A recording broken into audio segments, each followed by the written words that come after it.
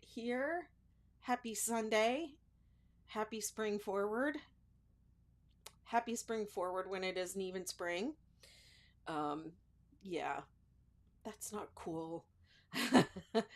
I'm here to work on my Ridgy Didge, start to finish blanket, and man, I am committed. Like, I have done this bad boy from the very beginning for you all. I've been working on it on these lives for weeks and months.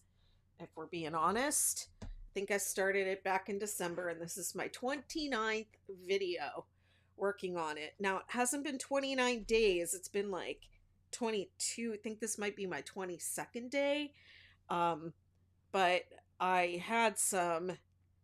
I had technical difficulties a couple times where I had to stop and restart the video on the same day. So that's why it has been more videos than days. But either way you look at it, it's been a lot.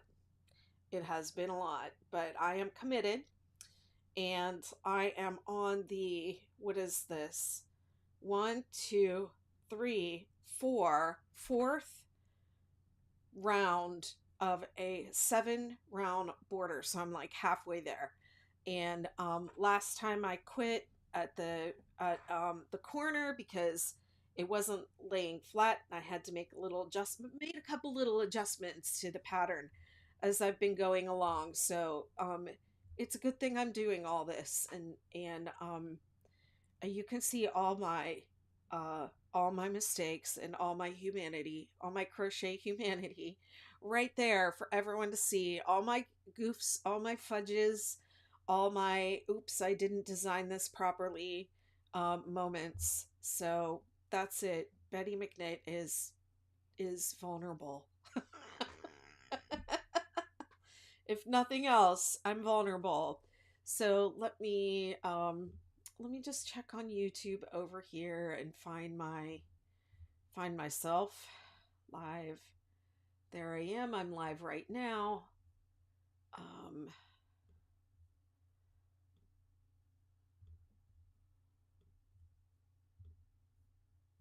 there we go. Okay. All right. And I'm going to put my TikTok device up overhead so you all can see me working. And let's crochet. Crochet. So the yarn. Hi, Camille. The yarn that I'm using. Whoops. Sorry, TikTok. Oh.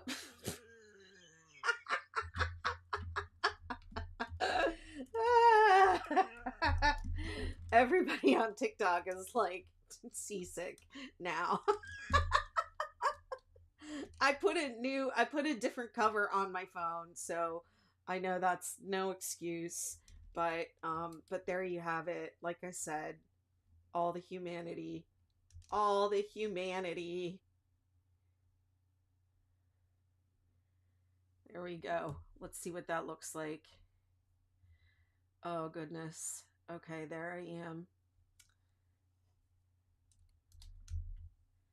Okay, and I can get rid of this. Okay, so I'm doing Lion Brand Respun Bonus Bundle is the yarn that I'm using.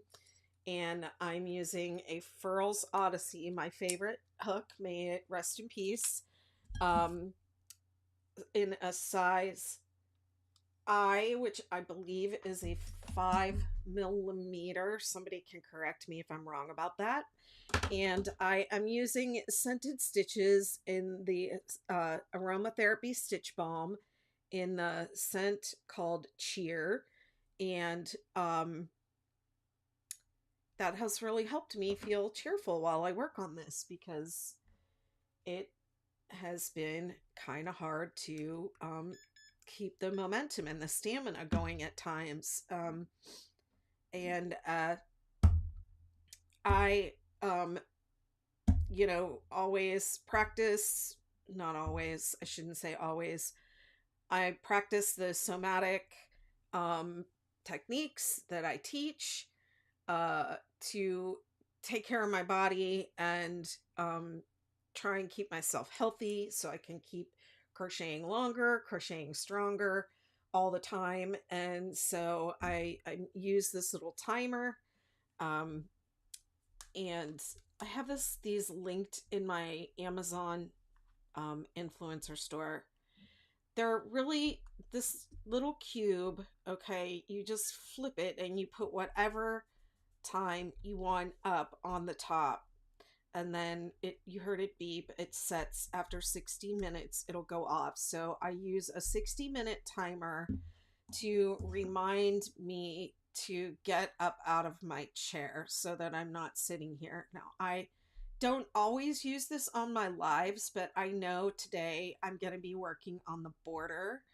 The front post round of the border last time took me like 2 hours just to do one round. So I know today I'm sitting down for a long crochet session and I need to take care of my legs and take care of my body.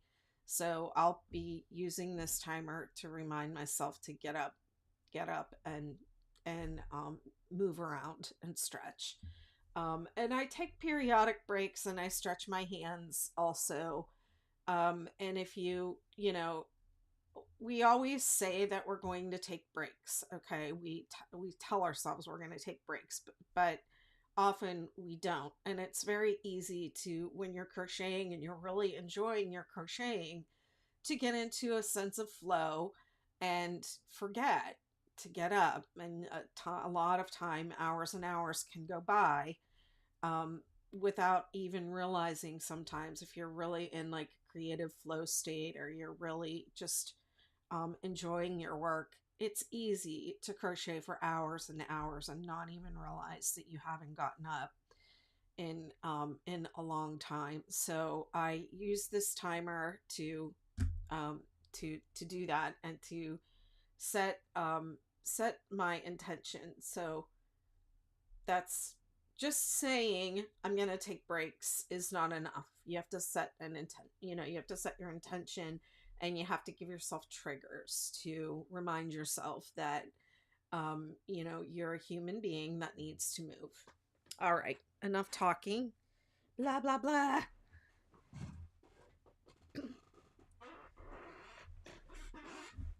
Squeaky squeaky squeaky. My chair is very squeaky.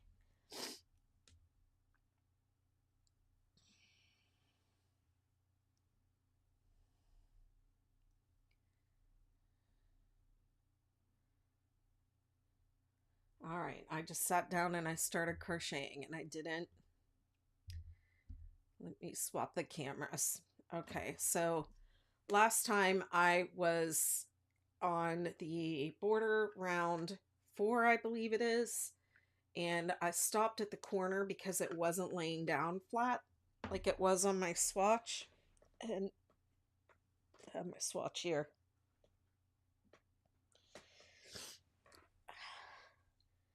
I guess the reason I didn't catch it is because I wasn't really careful to. Now that swatch, that corner I landed, but these top corners I didn't. Oh, I know what I did.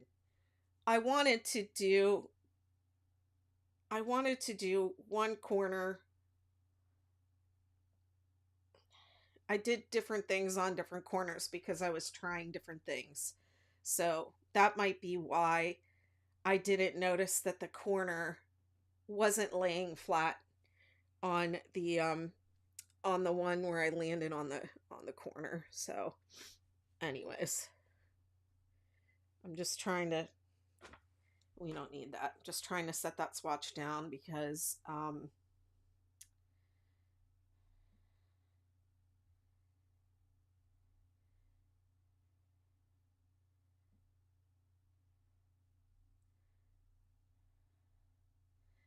I don't need it. It's not telling me anything. Okay.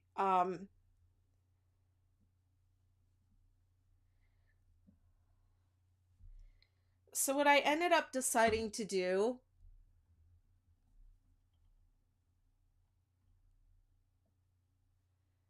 here is to chain one at the corner and do 3 single crochet into the corner and then chain one and then continue.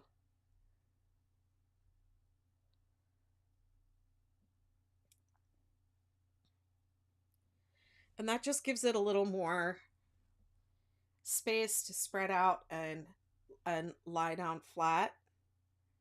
So the repeat for this one is 333 in the space between the half double crochet.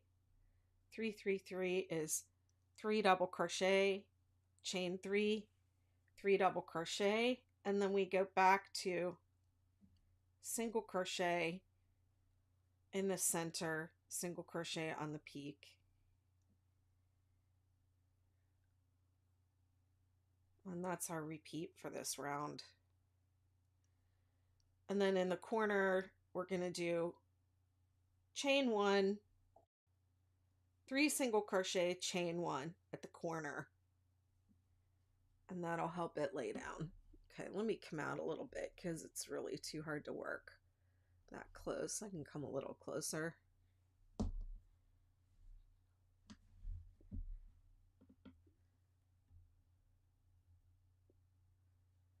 I heard comments. Hello, Facebook user. Hi, Pat. I did my Bikram this morning, Pat.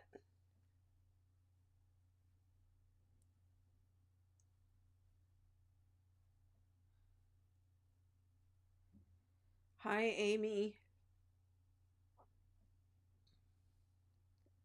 Hi, thanks for following.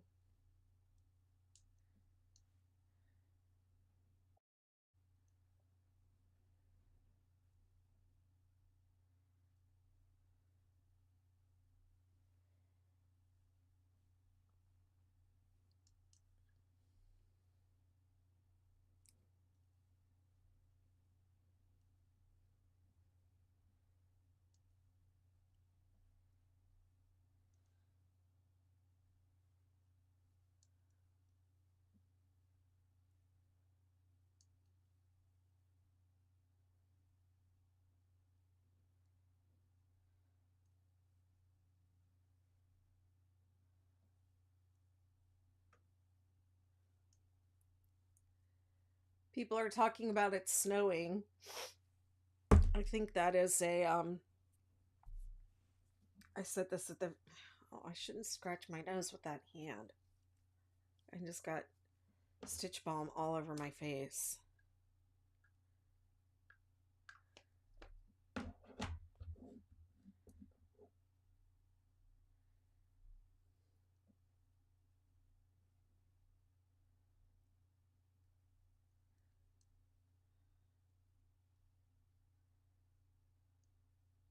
Whoops, I only did 2.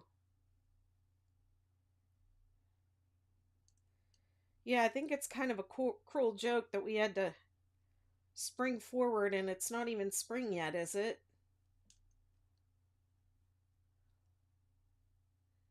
When does spring start? On the 21st, right? Or is it even?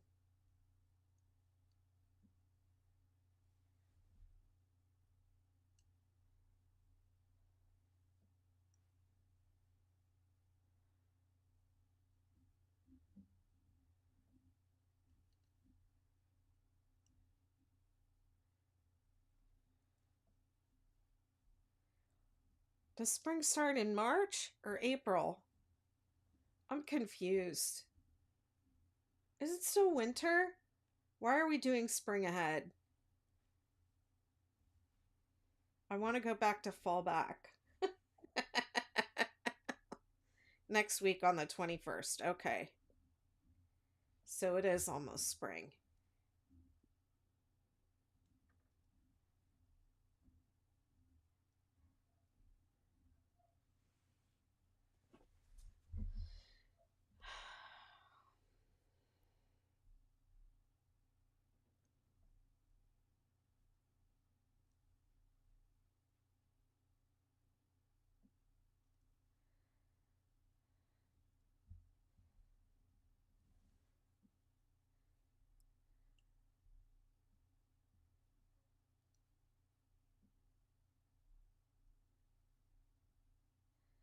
I'll tell you what, TikTok has been real weird lately, and I have not been able to download like my last 3 or 4 live replays. And one of them that I downloaded was corrupted. It was like only the sound came through, and then there was a still of me making a face for like an hour.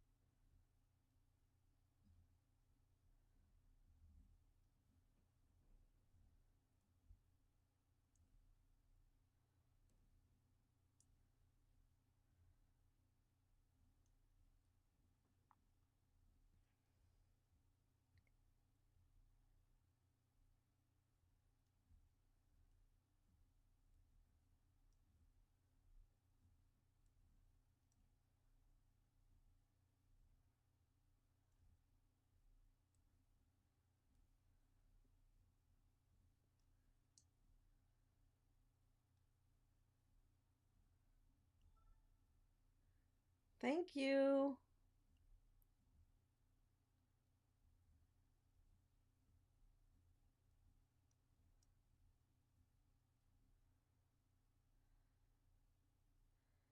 I'm so happy to see this blanket getting done, finishing up.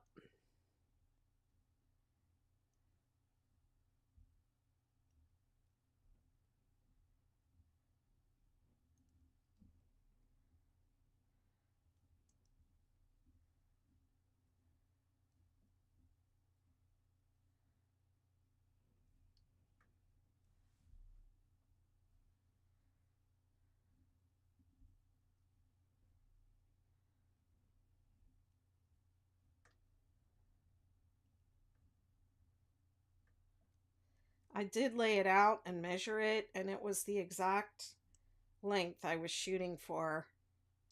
I thought, well, I shouldn't say that. I think I was trying to go 60 by 70. And I think because of the number of colors I ended up choosing,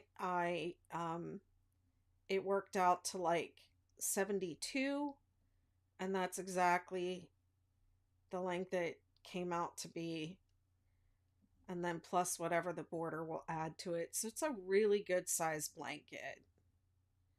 When it's done, I'm going to put it on one of the beds behind me here. Hey Violet, you making a star blanket? That's cool. Still lots of star blankets coming through. I had an idea about a cheat sheet for that blanket for beginners. I was thinking about some add-ons to the pattern to make it easier for beginners to make. Because the pattern's not really beginner friendly. It's easy, but it's not beginner.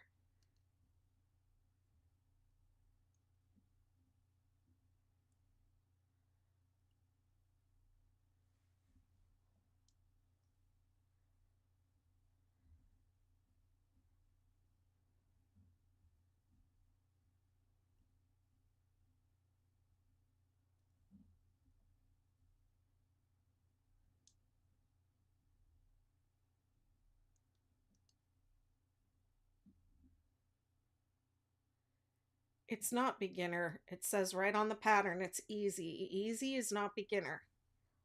Easy is more difficult than beginner.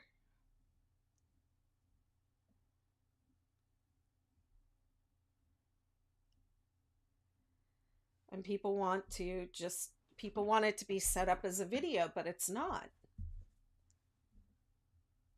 Hi there, the timer is in my Amazon influencer store. So that's in my bio on TikTok.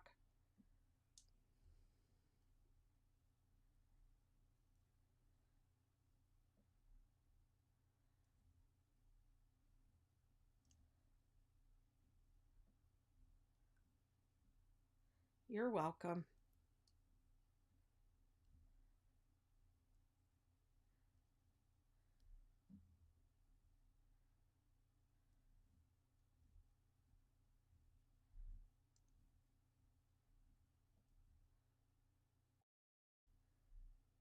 Hey, Lisa.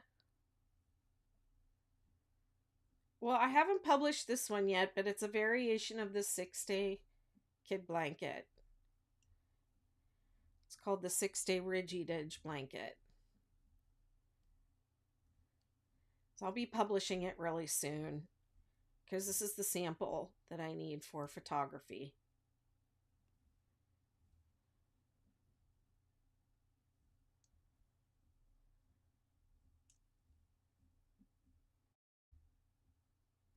Thank you very much. I like how it turned out.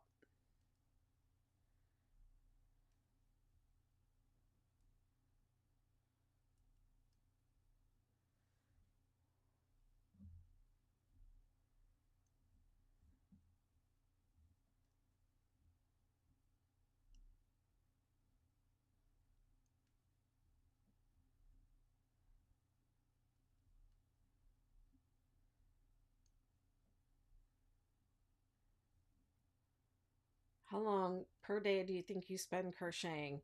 It all depends. I crochet every day, whether I'm working or not.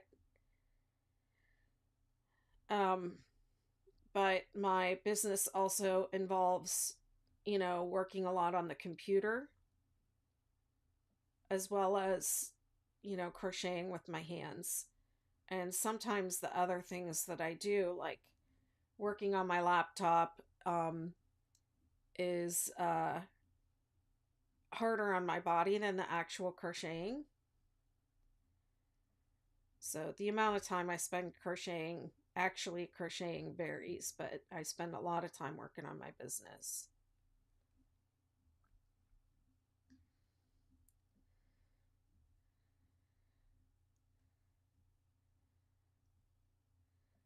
Lisa, I have a whole group on Facebook, if you're on Facebook, um, to learn the 6 day blanket patterns. I have a bunch of patterns that are based off of this um, style. One Facebook viewer, it says. Okay. Well, I'm going to stop broadcasting into Facebook because no one's watching over there.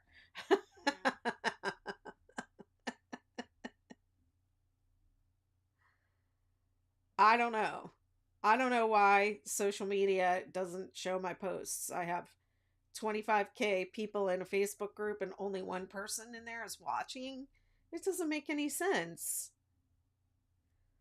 Yeah, it's called the 6 day blanket group. Oh, yeah, nobody watches in Facebook anymore. It used to be that we that's where we would go live and we'd do all our stuff in Facebook. And now Facebook's kind of a dud. But I think the group is really useful, and um, there's a lot of free resources in there, like a lot. Like I have spent years pouring information into that group. I have an FAQ guide, frequently asked questions guide that nobody ever reads. They ask the same questions over and over again, and they make the same or not mistakes, but they do the same stuff over and over again. Why is my blanket? Why isn't it? Why isn't it? And I'm like, it's all there in the frequently asked questions guide because I've heard these same questions a million times. So I am going to start publishing those on the web. So when people Google, they will get the answers.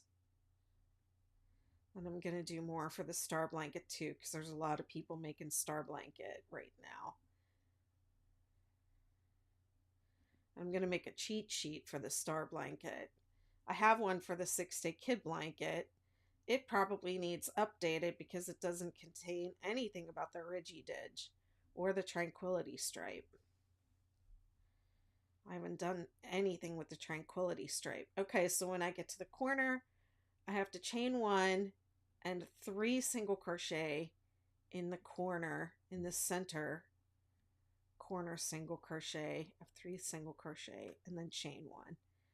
And it's just because my corners needed a little more space there in the gap.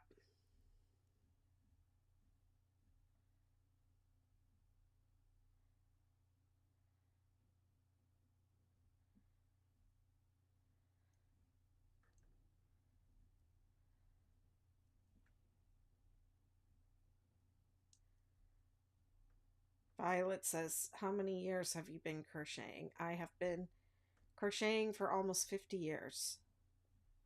I started when I was 7 and I'll be 57 this year.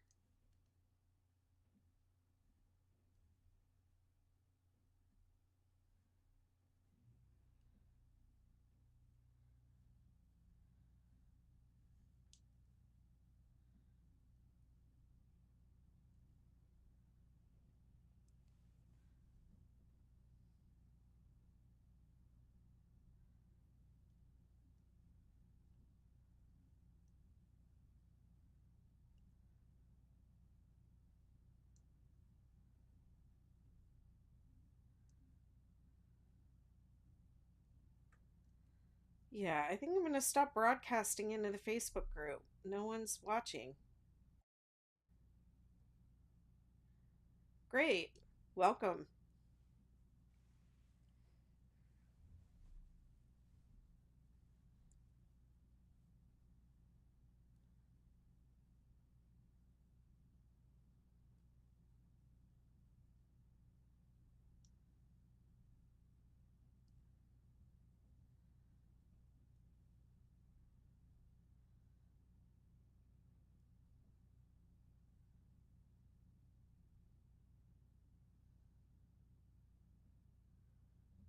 Huh. Yarn has a little slub in it.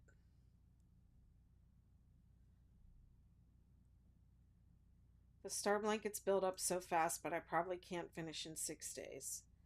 It's okay. It's not really meant to be a challenge.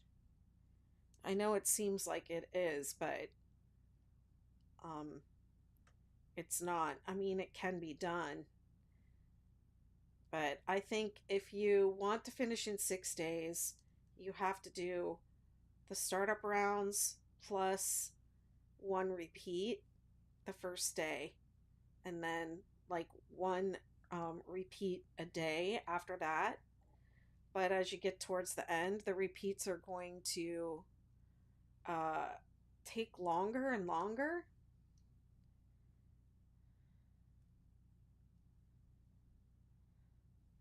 So it starts out fast in the beginning, but then it takes longer at the end.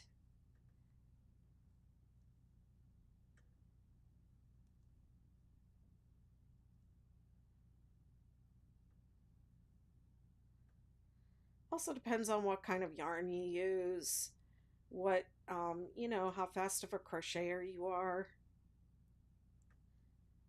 how much time you have to spend. I would say you need to probably do at least 2 or 3 hours a day. Like I could probably do one in 2 hours a day, 6 days.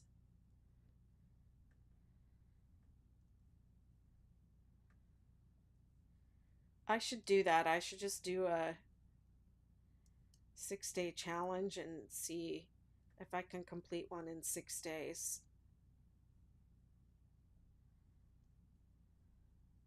I used to do that all the time. I used to do 6 day challenges, and it would be 6 days in a row of going live and working on a blanket.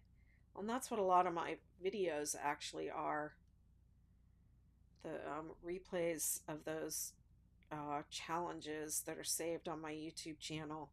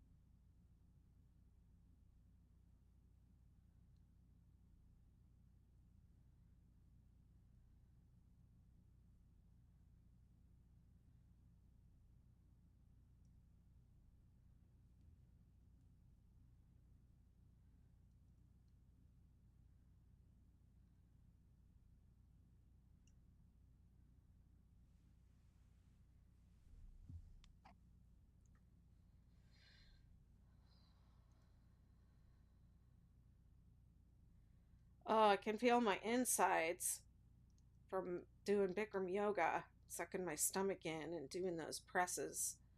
The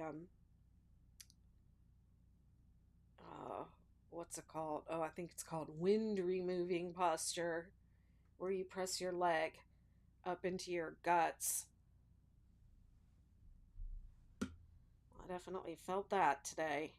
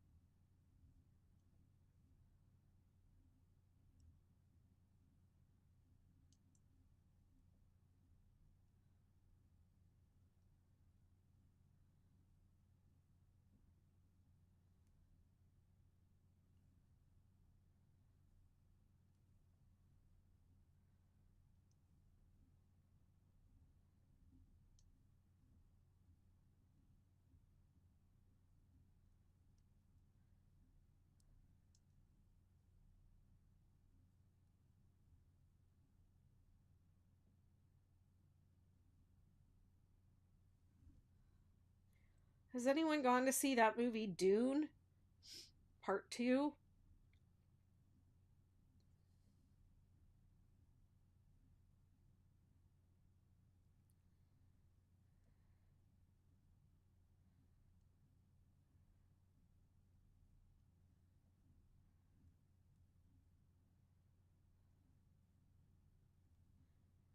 Is it available to buy to watch at home?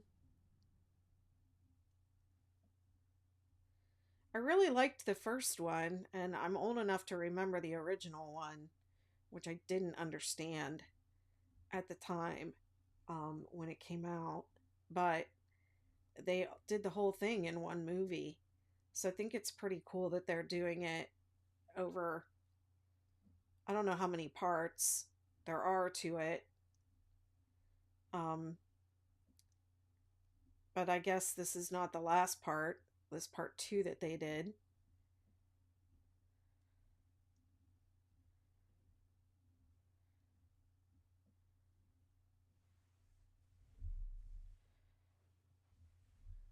But I've been looking forward to it, but I probably won't go see it in the theater because I don't know if it's playing down here.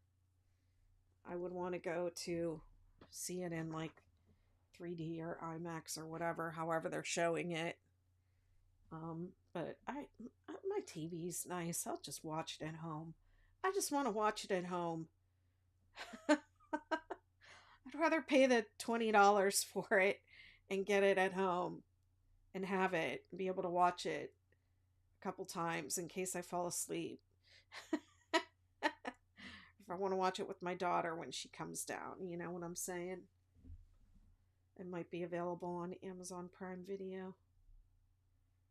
It's only been out for like a week or 2 weeks, right?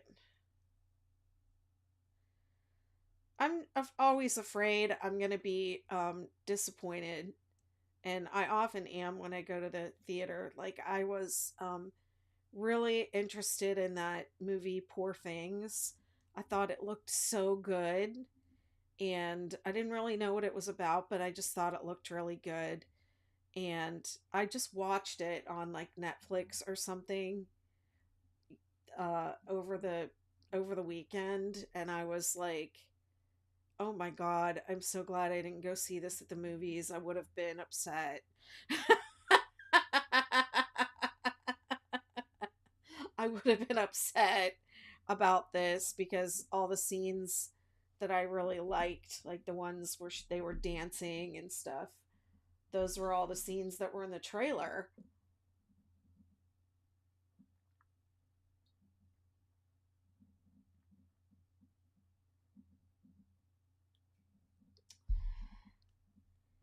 And then the actress that I really like that was in that, oh gosh, I can never remember her name, but she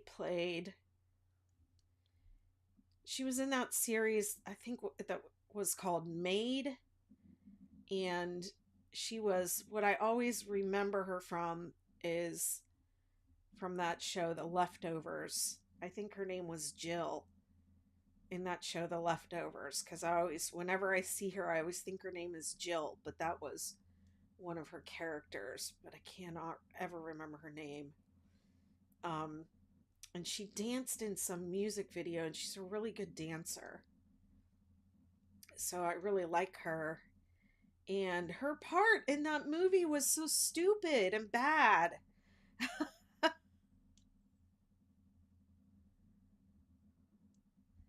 I tend to watch movies via streaming and save money for experiences. Yeah, the experience of going to the movies isn't that exciting anymore.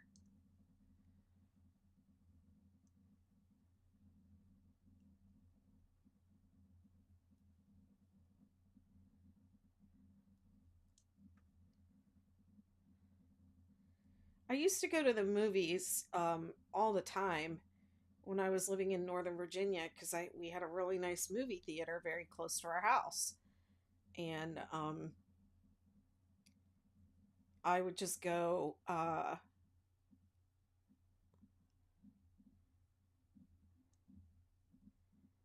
go see movies on my own.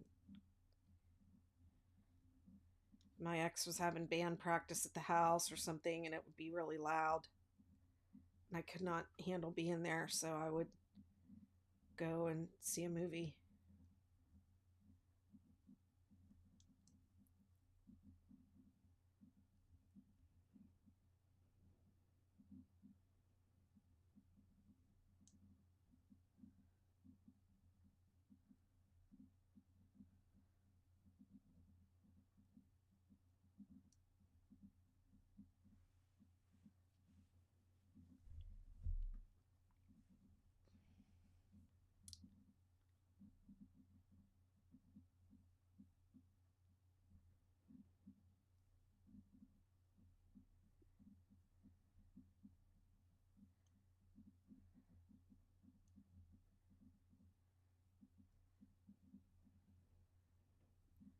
Then for a long time, I only went when there was something I was really interested to see, and there just wasn't anything I was really interested in for a long time. And then I don't know why I read this book. I think my daughter gave it to me. This book, Room, and I really enjoyed the book. And so when the movie came out, I was like really excited to see the movie. And that was the first movie that I saw in like years that I went to the movies to see. And I remember I went with my son, and he's really smart, and he, you know, is pretty picky about the movies that he goes to see also. And we were both like, what was that? Like, what was that? Like, the movie just did not live up to the book for me.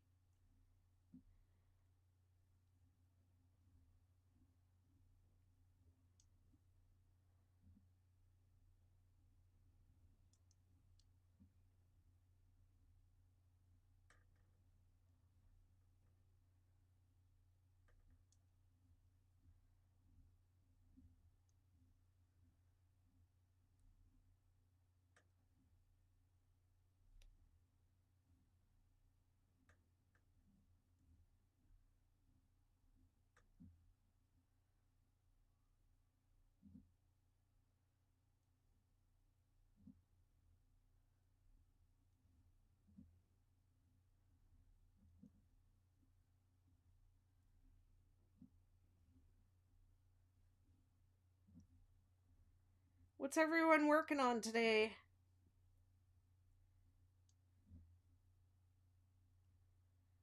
What are we crocheting?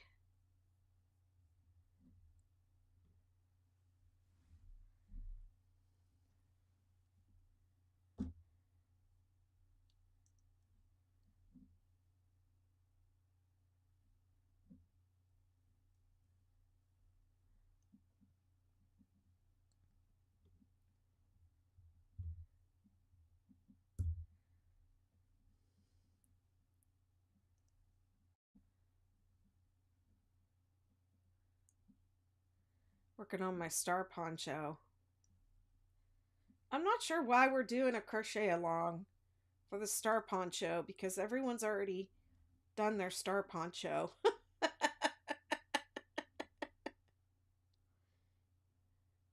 6 day star blanket poncho is happening in the Betty McKnittiverse.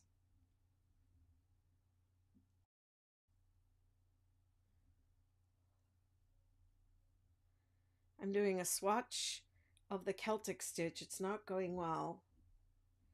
You can switch to your back to your 6 day kid blanket when you get frustrated for a break.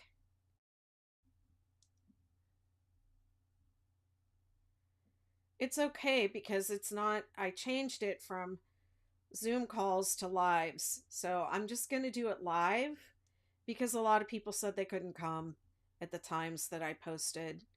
So I'm just going to do a live in the McKnittiverse. It's still going to be exclusive to you all in the McKnittiverse, but I'm just going to do live video and then leave the replay for you all to watch um when you're available.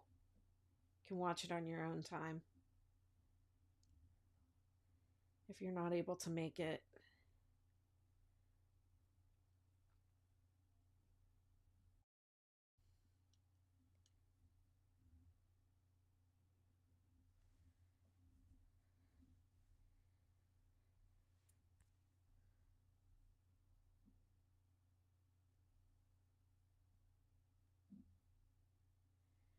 So it'll be live in the McKnittiverse, so it won't be on YouTube, and it won't be on Facebook, and it won't be on TikTok.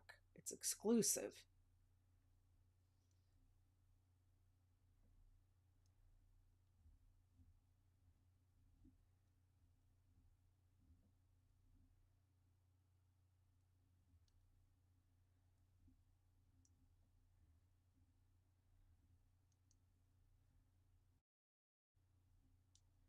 You are special.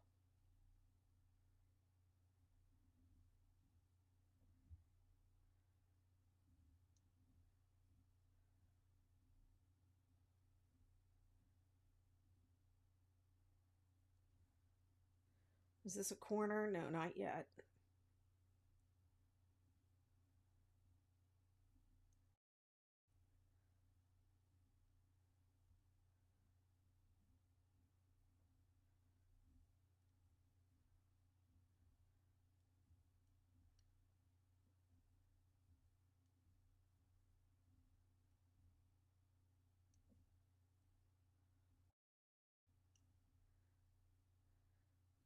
Hey, Chandra.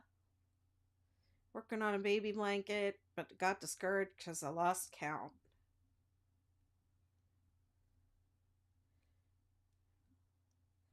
Have you tried putting stitch markers?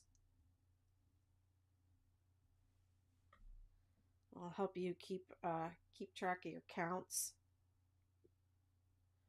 Okay, so I'm at the corner, so I have to chain 1 and 3 single crochet instead of just 1, and then chain 1, and then carry on with my 333.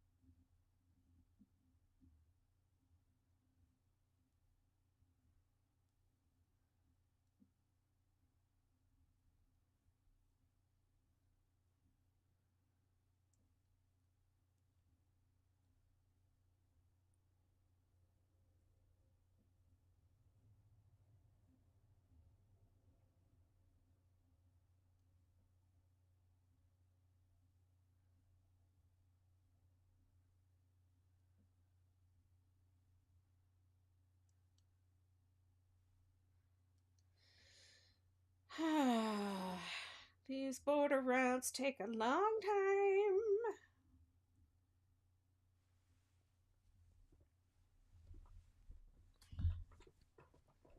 Prepare to be sick of your Ridgy Didge. I know I'm sick of mine.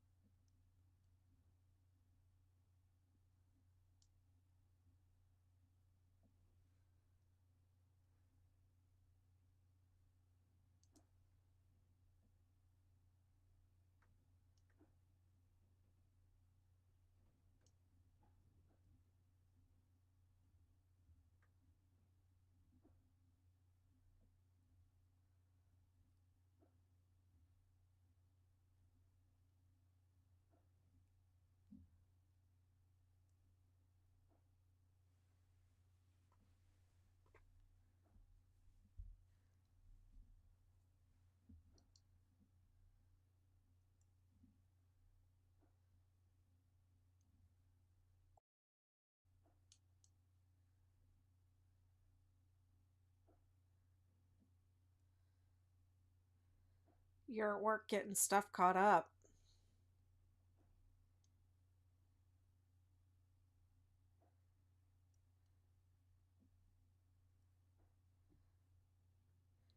I hope you guys are still able to come down. I'm cleaning as if you are. So, if nothing else, I'll have a clean house, or at least cleaner than it is right now. Because it is dusty, man. I got this extendable thing so that I could dust the rafters and the ceiling fans, and I already feel so much better. Over on, um, like by the front door where my vent is, all the lint blows up and gets stuck on the ceiling.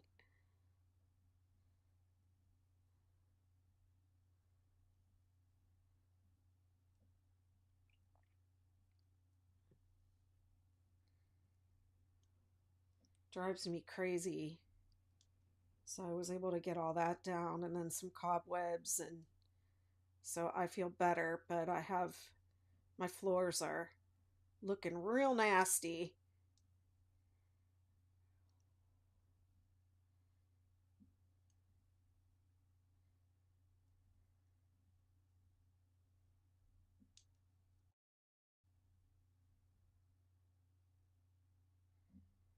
I know.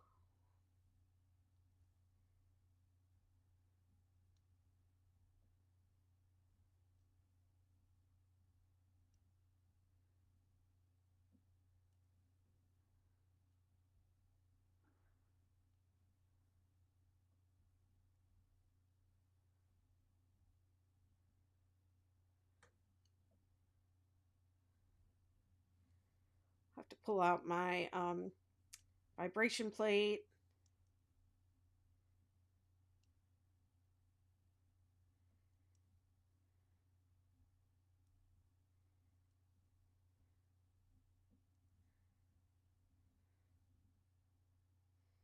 Probably do a little grocery shopping. I still have plenty of time though.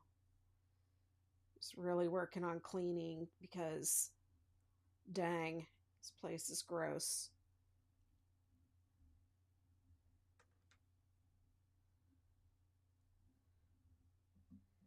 I'm gonna try and do a little bit at a time.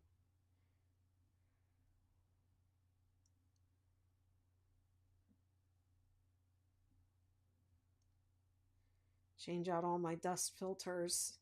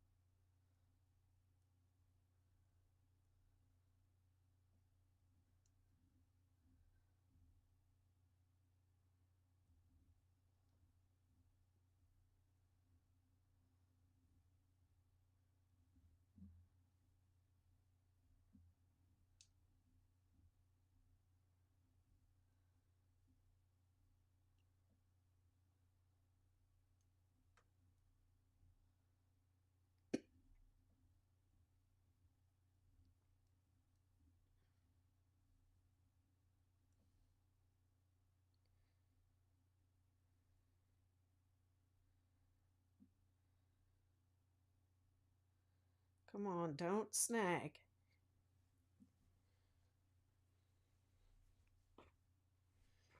Am I almost there yet? I'm almost there. I think yes. Only have around the corner to here to go on this round.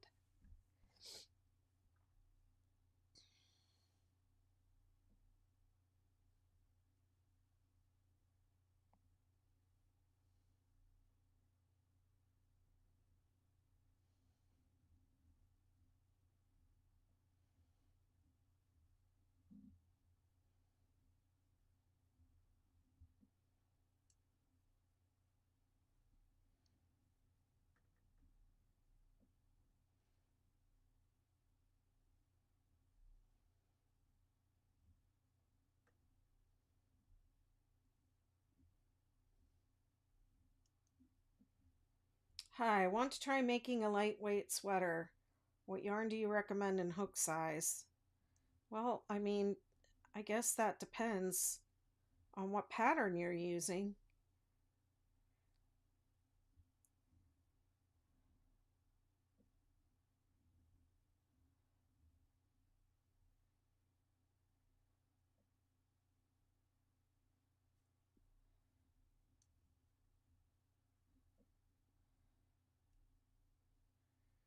It's a really wide open question. There are tons of different kinds of yarn. I mean, there are some really beautiful hand dyed yarns, like sock weight yarn if you wanted something lightweight. You could do like a sock weight, hand dyed, support a small business that does, an indie dyer. That's probably what I would do if I were going to do a lightweight sweater.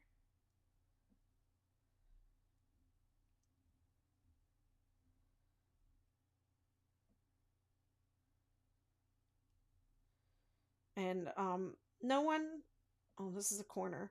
No one can really tell you what hook size to use. When you are choosing a hook size, you should, work up the yarn that you want to use start with the hook that's recommended on the label and go up or down depending on your tension, and make sure you're creating the drape and the fabric that you want.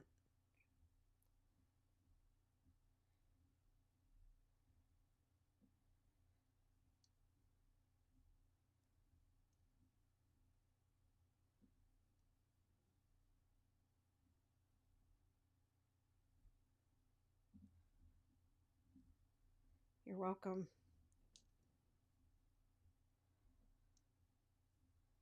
But I would suggest picking a pattern first.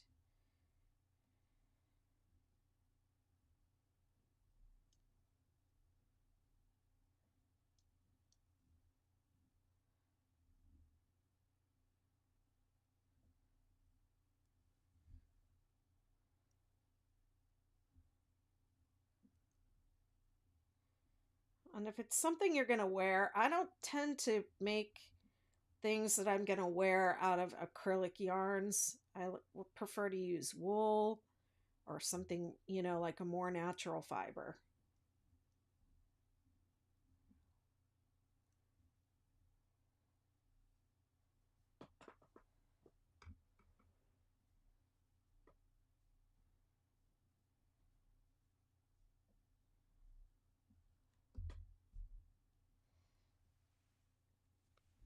Almost there. Only have about 5 or 6 more points to go.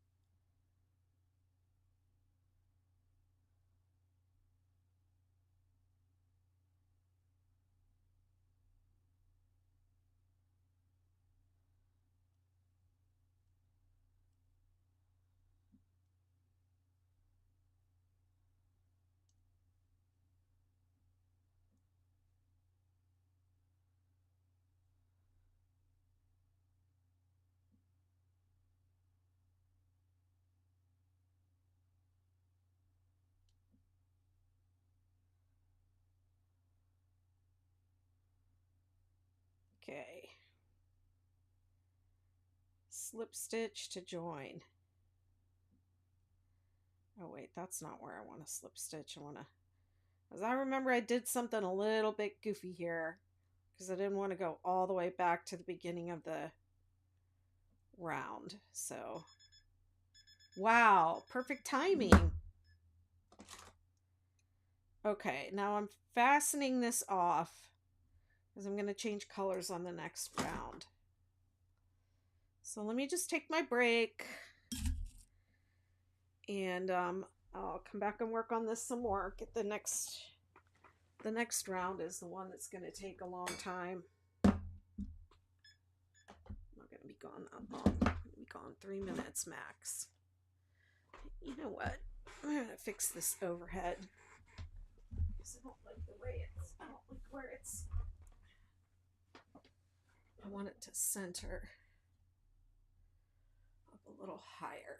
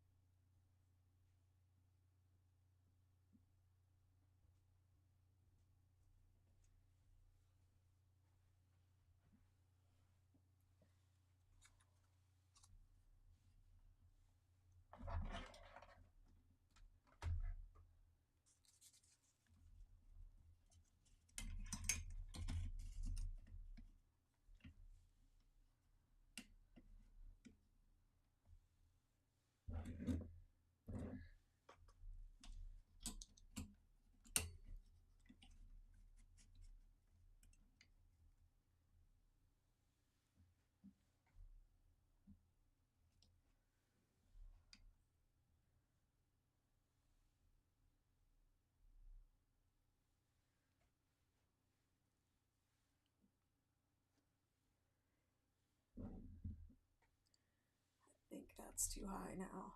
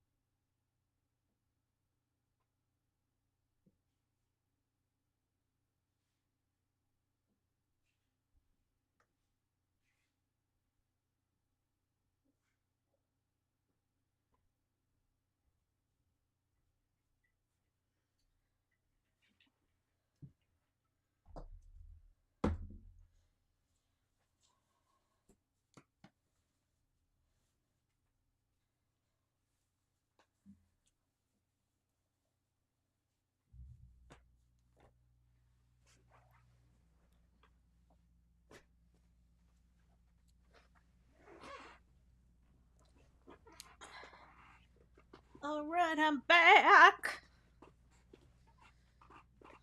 Camera view looks much better. Oh,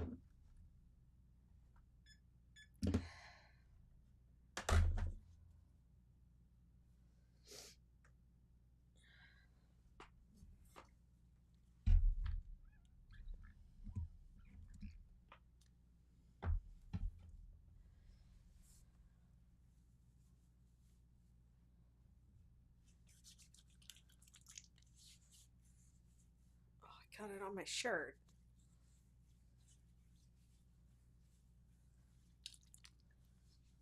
It's a lot of lotion.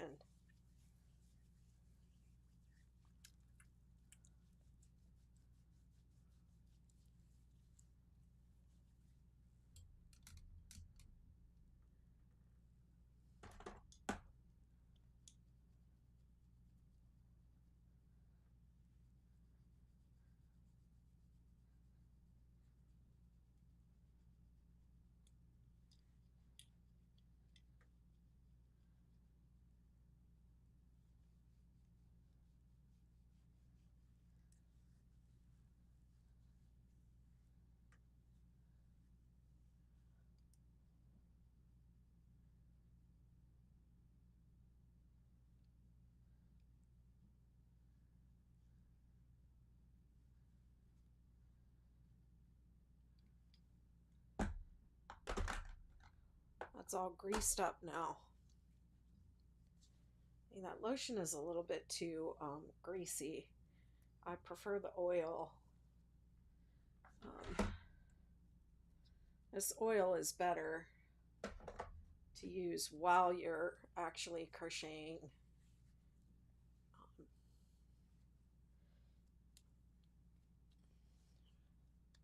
I just really needed lotion. All right, let's see what's next. All right, so the next color on in my order is the heliotrope, which is the purple. B, C, oh goodness.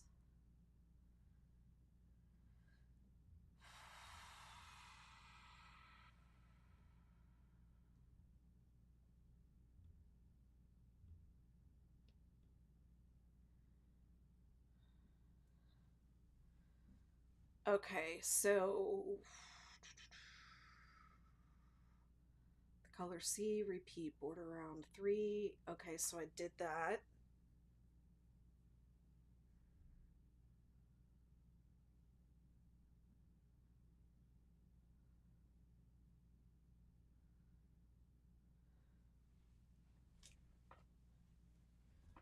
All right, I have to turn it. And it says join with a single crochet to any chain 3 space, and then single crochet in the same space. All right, so now I'm working from the wrong side of my border.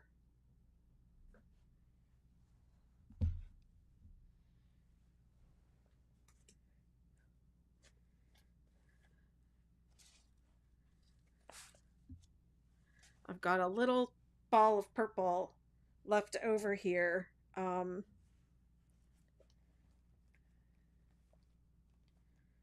So I'm just gonna start a new skein is what I'm gonna do. I'm not gonna bother with that little bit of leftover. That's just gonna be one more end to weave in, and we have plenty of those already. So let's just go ahead and start a new skein.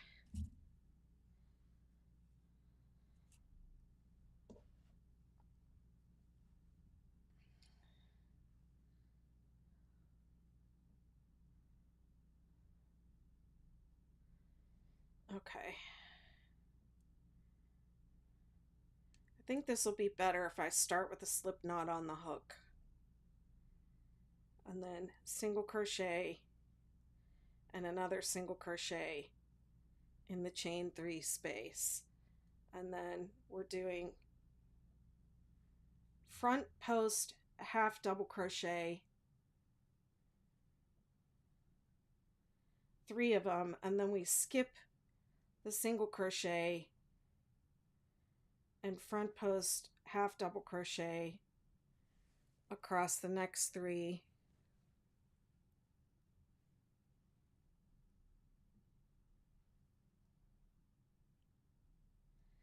and then 3 single crochet in the chain 3 space, and this is our row until we get to the corner, or round I should say. This is our round until we get to the corner. Half double crochet, front post half double crochet in all these double crochets, and then 3 single crochet in the chain 3 space. And then when I get to the corner, I might have to do something different, which I didn't write down.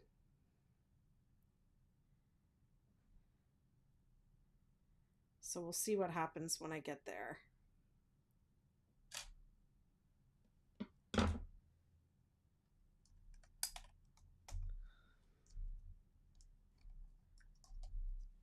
I just have repeat round 3, but that's not going to be correct because I did something different in round 4. I changed it. I just keep changing things. That's what choreographers do. I had this friend that said that that's what choreographers do. They make things up and then they change them.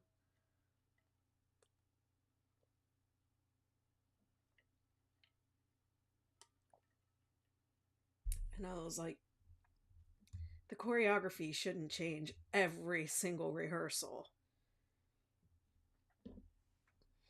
That's not how it works.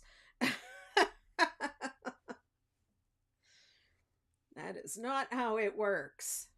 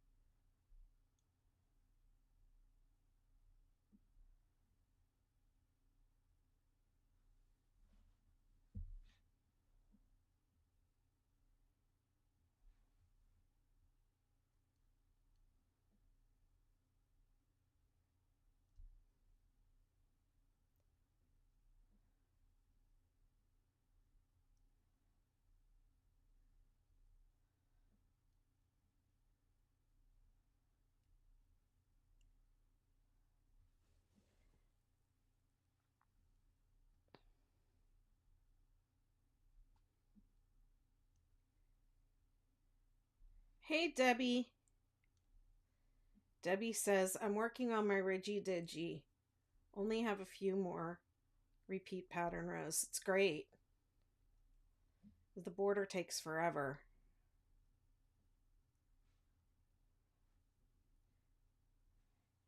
This is the 6-day border and then some, I would say.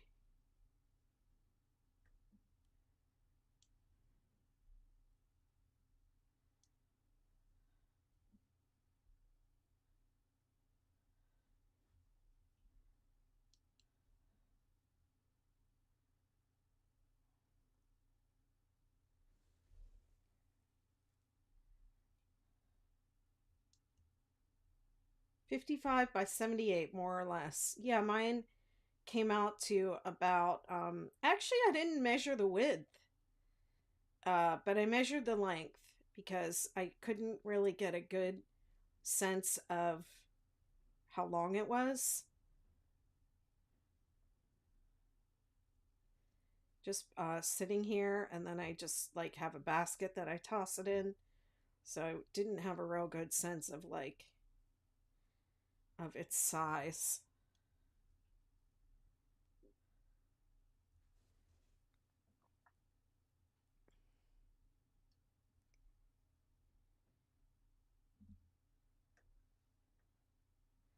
I don't know why I felt confident enough about the width that I didn't measure it when I laid it out last night. I was just more worried about the length. But it was pretty much right on what I had planned.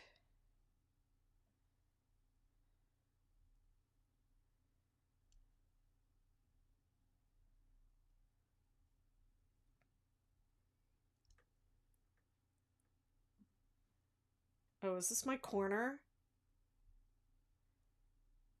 Oh no, this appears to be my corner right here.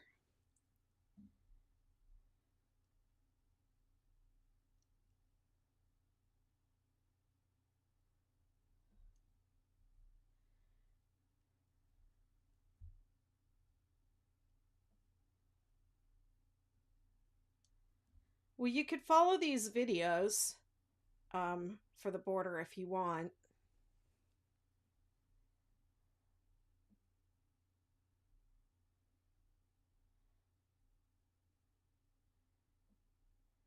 So I think I'm going to have to chain in the corner again. Chain one, 3 single crochet, and then chain one. Otherwise it's going to curl up. Yep, that'll work. And then the last round is going to put a point there, and maybe I'll do a special corner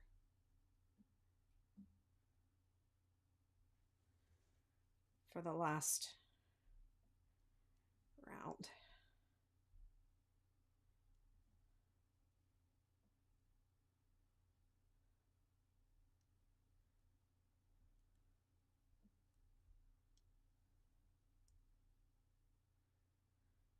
One thing I do in the that's kind of cool in the membership community is when I make a new blanket now, when I make a new pattern and I make a new border, you know, a lot of my members are people that have made a bunch of 6-day blankets, and by the time I publish a pattern, they've already, you know, behind the scenes made it a couple of times. Like I was just talking about the poncho a little earlier. They wanted to do a crochet along for the 6-day star blanket poncho, which is in development right now, but they've already made them. Already made one off the draft. So by the time I get, you know, a blanket like this, I mean, they've all made their Ridgy Didges and they've moved on. Um, so I asked them one time, well, what would you like as bonus content? And they said, well, I'd like just the border, because I already know how to do the blanket, you know, because I've done a billion 6-day kid blankets. So just having another 6-day kid blanket pattern isn't really special to me. But I'd love to have just the border. So when I publish a new pattern with a new border, I publish just the border in the McKnitiverse. So there's a library of, you know, borders from the different patterns.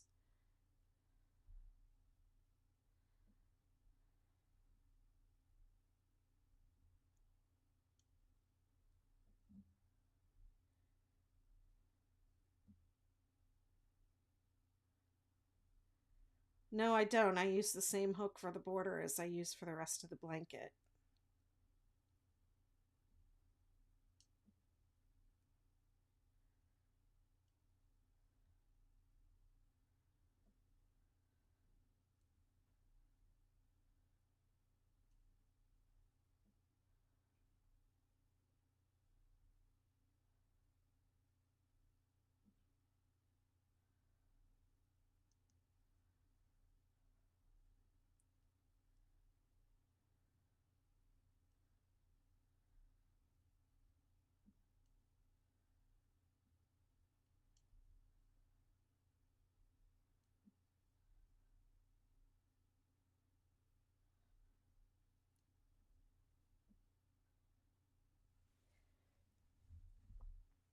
This round takes longer than the other round. It takes a ding dong long time. It took me 2 hours the other day.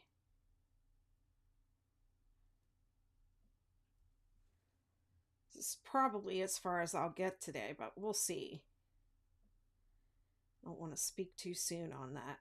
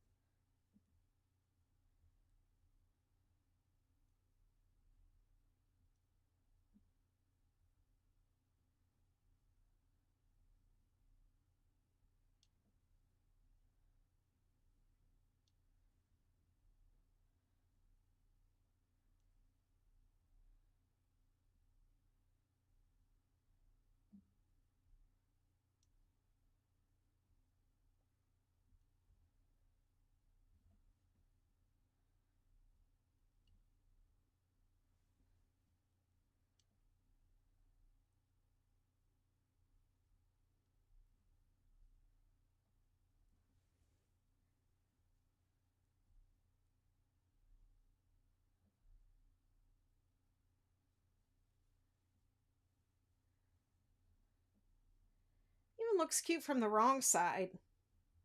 This is the right side.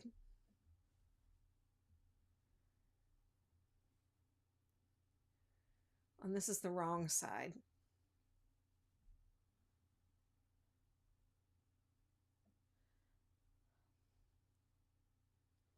I'm pretty proud of this border, actually.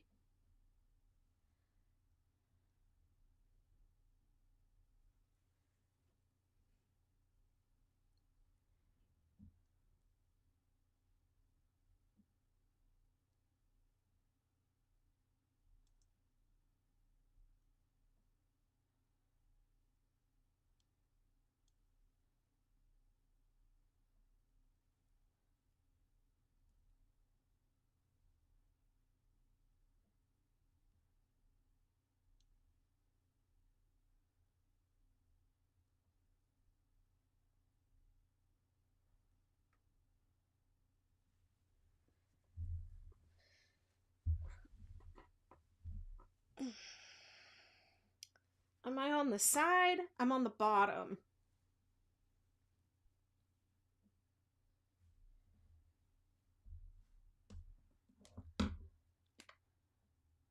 I want to say I think I'm going faster this time, but I don't want to get my own hopes up.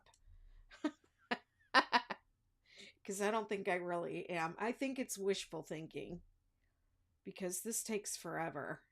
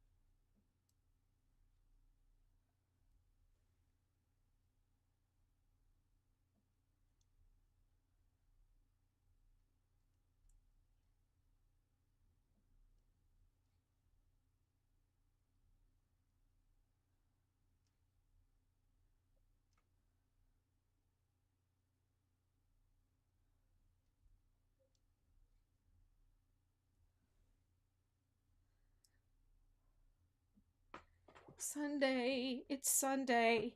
It's leave your dog out in the yard to bark all day.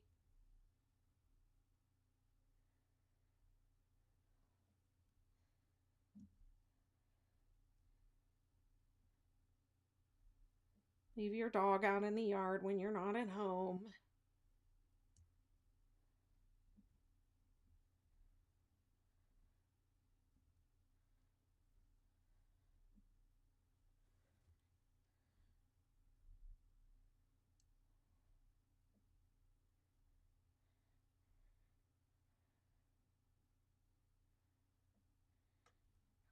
He's out there preaching to the Lord. Oh,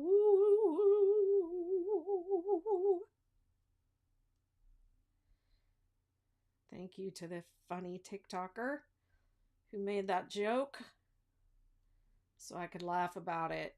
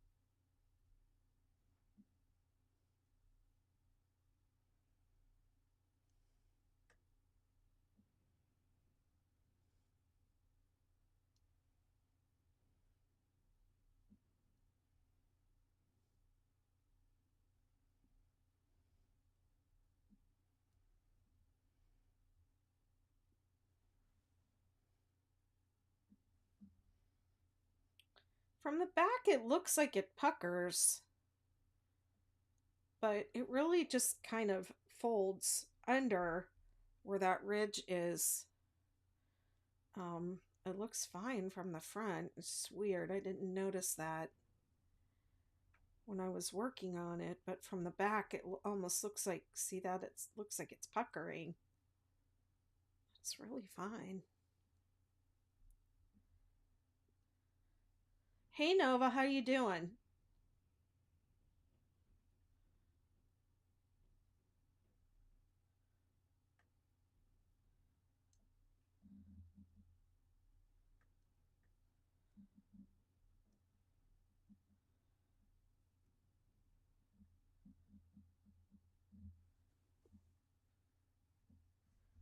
Are there videos with tips and tricks to making the border? What do you mean?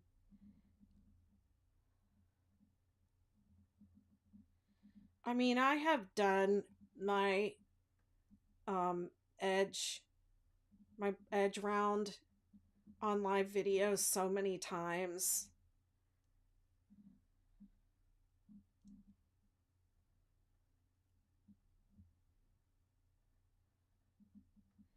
I don't know what tips and tricks you need, or what's going on that it's not lying flat. What border are you doing? If it's puckering, you're putting too many stitches, or um you're not putting enough stitches in.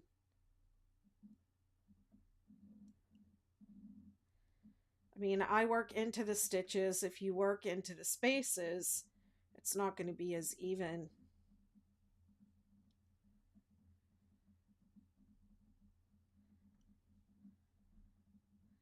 If you go back and watch me work the edge round of this, it was either the last, was it the last one that I did, or two videos back? I did the entire edge round of this one. Are there any patterns you enjoy working on aside from the 6-day patterns? Well, I like to knit too. I don't have a lot of knitting patterns published. I have a couple. Um, just very basic stuff for knitting. Um, and I enjoy making the Metro North traveling scarf. That one is really fun because you don't have to worry about yardage. You just divide your yarn in half, or you get two skeins of something and do it that way. So that's a concept that I love, because I love not having to think about yardage. And I also like using up all the yarn, or most of it. You know, if you buy really nice yarn, you don't want to have, you know, if the pattern tells you to buy two skeins, you don't want to use like 3 yards off of one skein and then have a whole other skein. And then the other one, and that's my design, the Metro North traveling scarf. And then the other one that I wear the most is the Half Moon Goddess.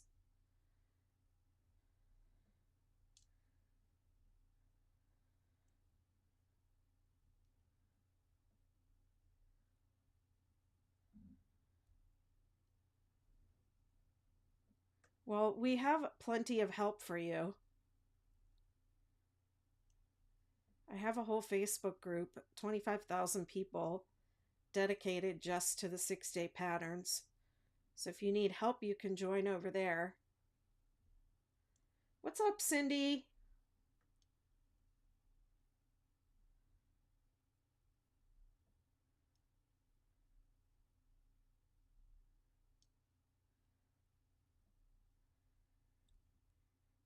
It's called the 6-day blanket group.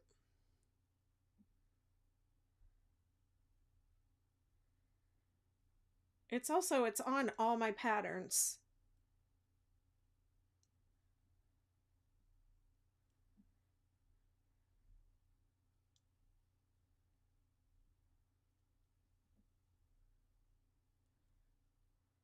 We have lots of help for you.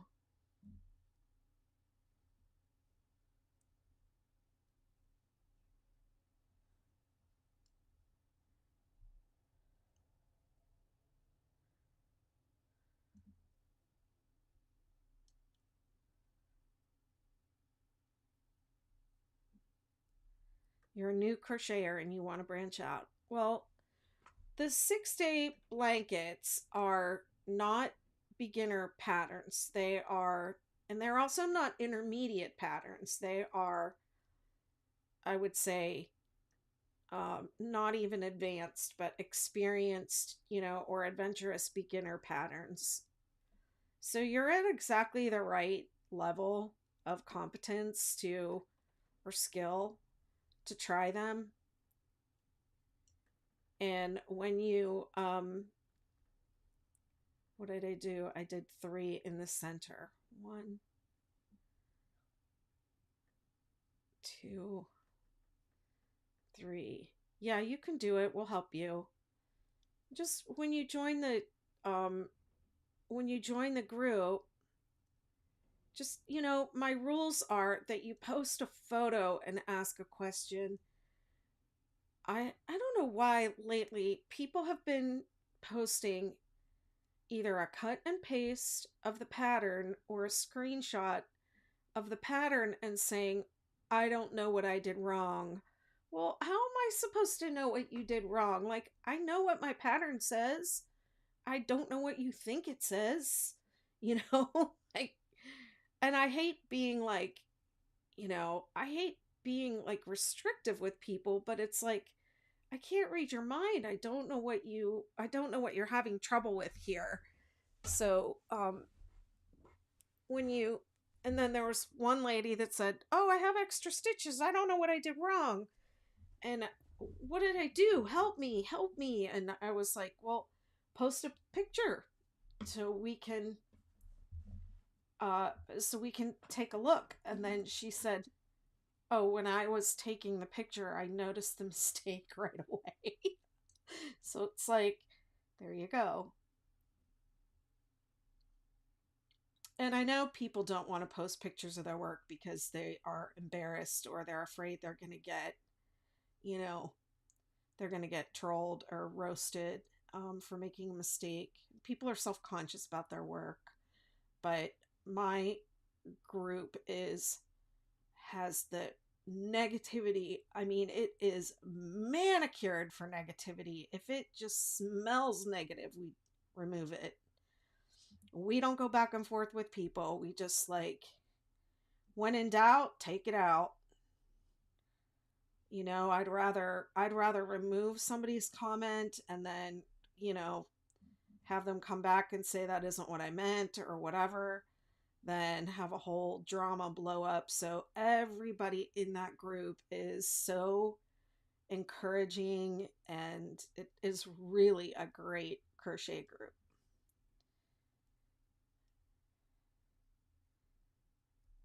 There's tons of free help, but it is a kind of strict group because we all know how Facebook groups for crochet can get, right? We all know what they can be like with people acting snarky and being mean, and I'm just not having it.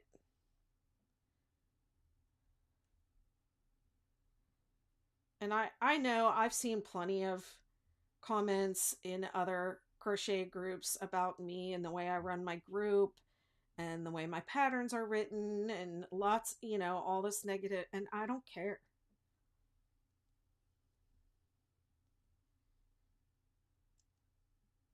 My group is a safe space. And if you're out there complaining somewhere else on the internet about me or my group, then you probably don't belong in my group. You know what I'm saying? Because we keep it like, my moderators and I just keep it manicured down to like, we just want the group to be helpful. We want it to be calm and peaceful and where people can get help. And, sometimes we have to calm them down because they're frustrated or they're upset. And, if your crochet is ever upsetting you, then, you probably need some help. Probably need to set it down and get a drink of water and take a couple breaths and reach out and get some help.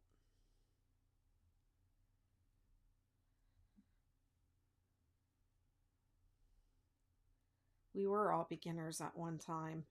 It's true. And the 6-day blanket can be a little tricky to get started, but once you get it going, um it's like, it's so easy and it's so addictive. So it's just the setup that there's a little bit of a learning curve for. Once you get it, you'll be like, you'll fall in love with it and you'll want to make a million of them.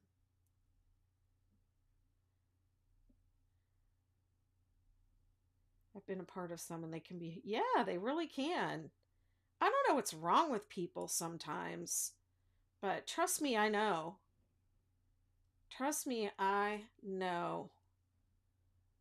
I get it, I get it because I'm out there and, you know, people don't like the way I do things sometimes, but it is what it is. I am what I am. But no, I'm not going to let anyone snark around in my group.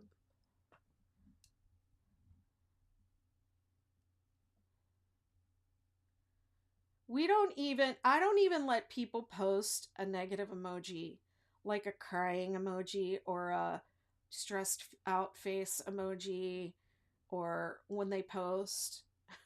Like, that's in my rules. No negative emoji and no multiple exclamation or question marks. And the reason for it is because I feel a hit when I see that. I feel like a shock to my system when I see it. And people might think it's ridiculous, but if you have 25,000 people doing that multiple times a day, it just, for me, it just is too much.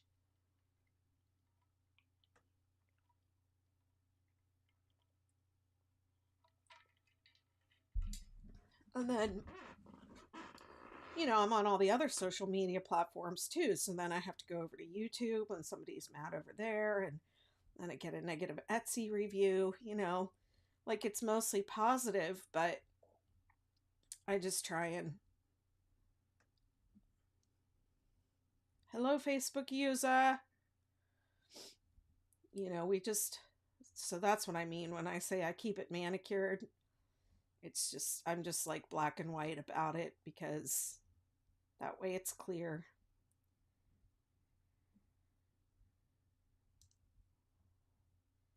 You just come here and crochet and get help and not have to worry that we're going to be bullied or made fun of or, you know, etc. Front post half double crochet.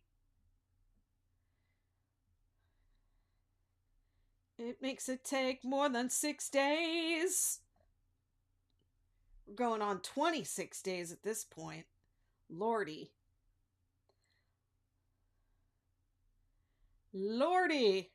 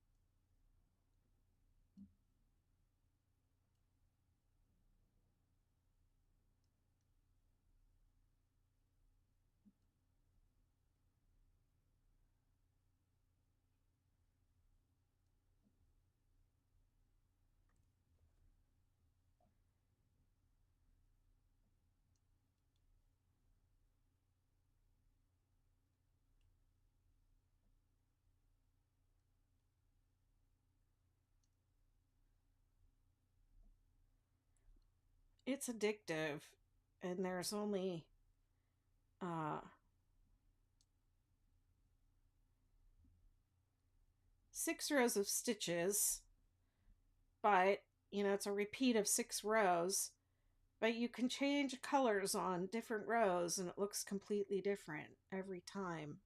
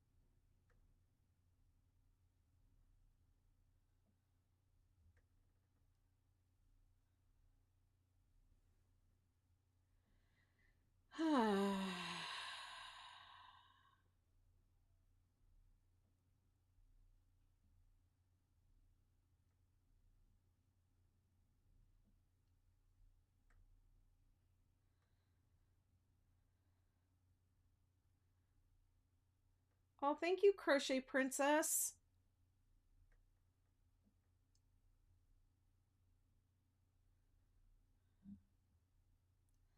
I try.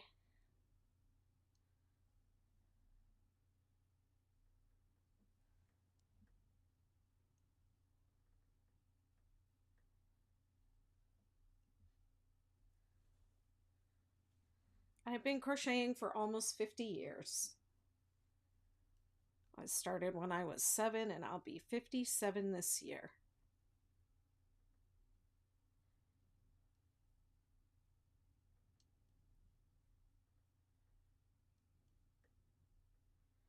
Well, I guess the wind really picked up today. How long have you been crocheting, Crochet Princess?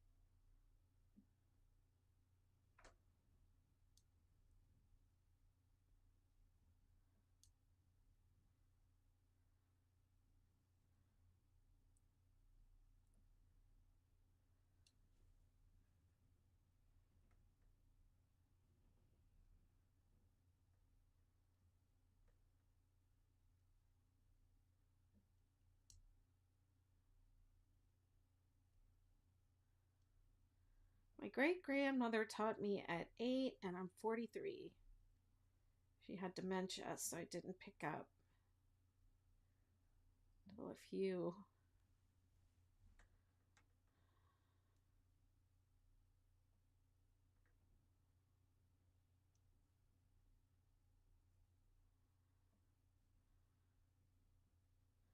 months ago. Gotcha.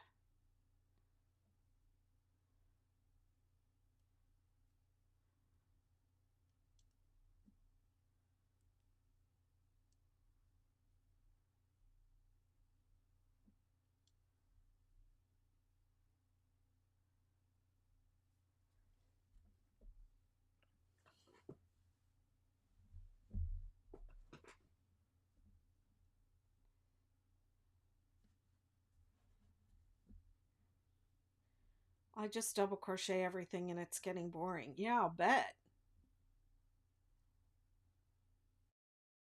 Well, you should try.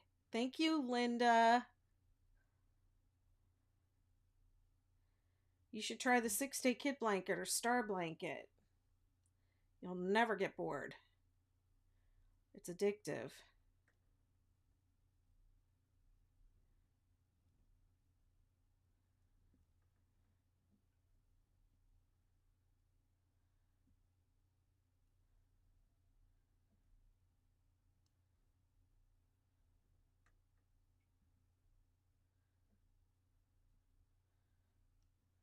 I would be happy to have you.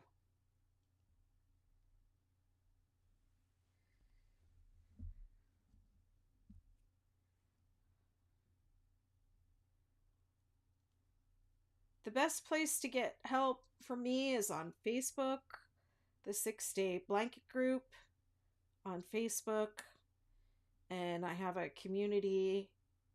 My 6-day blanket group is just about the 6-day projects, and I have a community that's about, where you can post asking questions about other things or just yakking about other things. And then I have a paid membership community called the Betty McKnittiverse.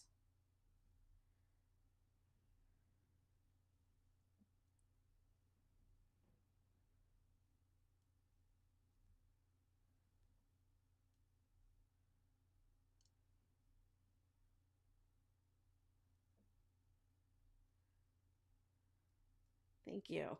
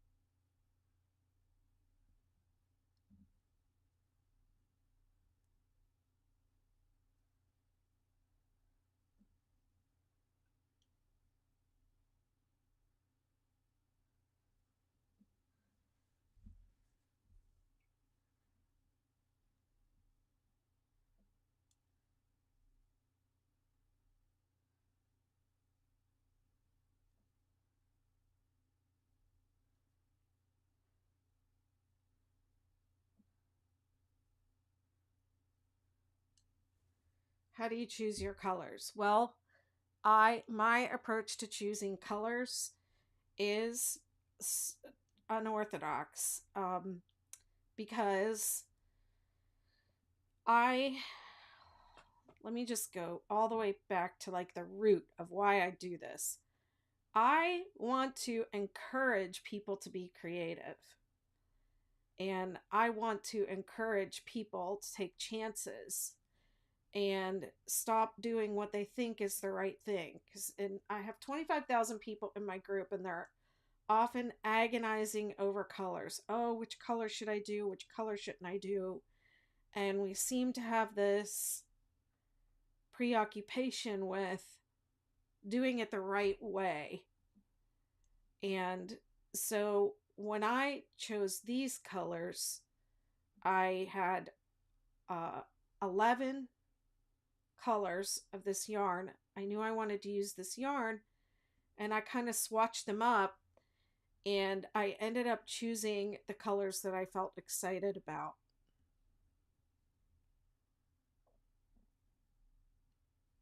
And I wasn't really going for like fall colors or all blues or all matchy matchy. So I chose the colors that I felt excited about. There were some colors in the reject pile that are colors that I really like dark, green. I really like green, and I didn't end up with really any green in the blanket, but I love green. But I wasn't excited about the tone of green that this yarn came in. So I ended up choosing the colors that I felt excited about, and whether they matched or not. I have another project that I'm working on, the Chaos Blanket. You can see videos of it on my page. And those colors are all rejects from uh, another couple of projects. I had a bunch of stash yarn I was going to use up, and I just used all the colors. I had deconstructed some of those Karen Ogos and pulled out colors that I wanted to use for something else, and then I had this big box of colors that were left over, and so I just put them all in a blanket, and some of them downright clash with each other. And so I thought, I'm just going to put these together and watch everybody say, oh, these colors are amazing.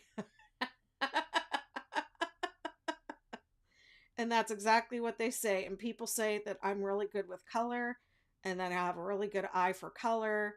And I go by feeling. And I purposely, like that Chaos Blanket, I called it the Up Yours colorway because I purposely put a bunch of stuff together that I thought clashed.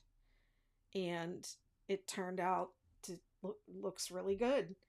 And I did it to prove a point. That point being, you can put any colors together you want.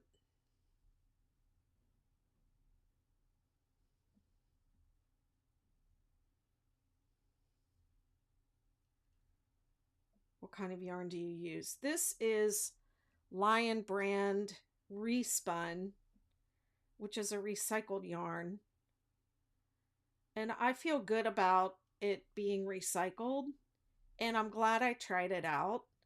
But I don't think I'll use this yarn. I don't think it'll become my favorite yarn. I'll just say that. There's nothing wrong with it. It's a little bit splitty, but it's not, you know, it's fine. Um, Somebody on here said all recycled yarns are a little splitty, but I do really like the idea of it being recycled. Um, I want to start using more hand-dyed yarns this year and more natural fibers. That was a goal of mine, not to always use the big box yarns and to branch out and try some different things this year. So last year, Knitting Fever reached out to me and they sent me a bunch of Noro to work design on, and that was like a dream come true. So I did like 3 patterns for them, and like to, I'd like to do more stuff with their yarn and do more patterns and projects for the yarn stores and the indie dyers, because I go to I've been to several festivals and conferences, and they're catering to knitters, but they're not catering to crocheters so much. And crochet is huge right now. So I kind of want to be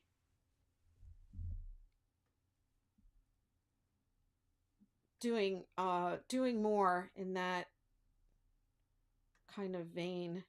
So I love my 6-day stuff, but someday, when I do everything I want to do with the 6-day stitches, I'm gonna do the 7-day blanket.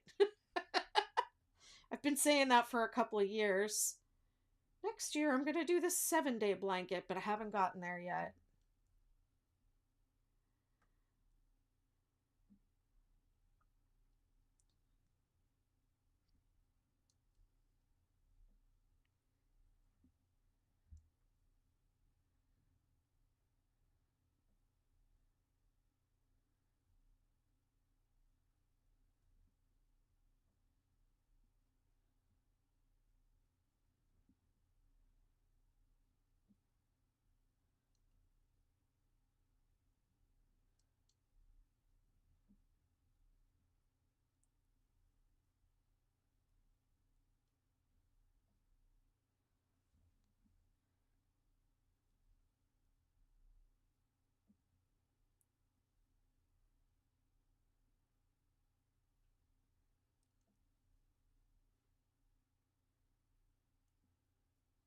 Thank you so much, Danielle.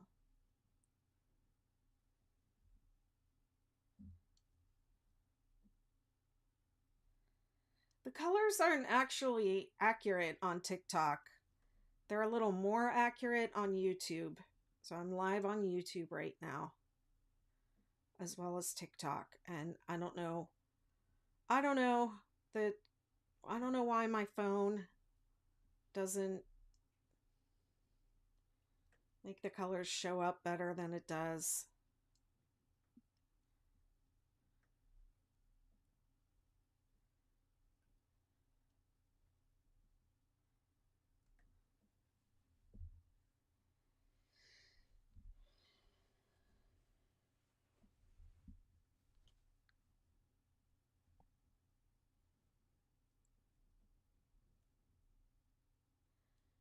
Yeah, I do YouTube, and then the replays are saved over there. So who was it that wanted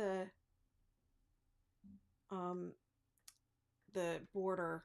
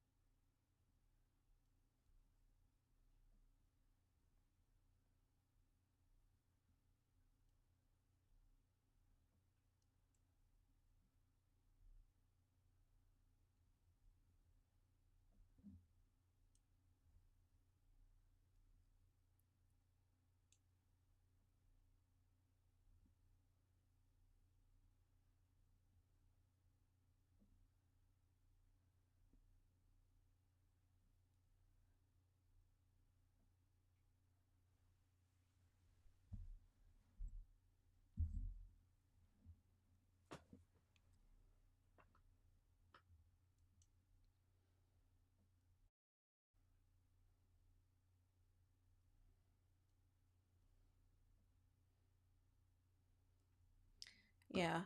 And this, so this and this look like the same color over here, but it's not. This is more green than this.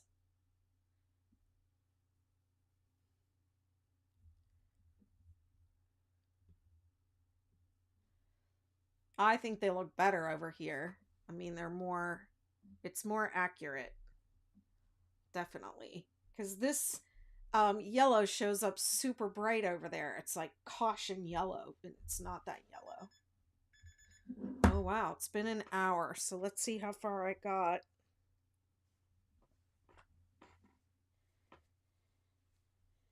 In an hour. That's the side. And this is the bottom.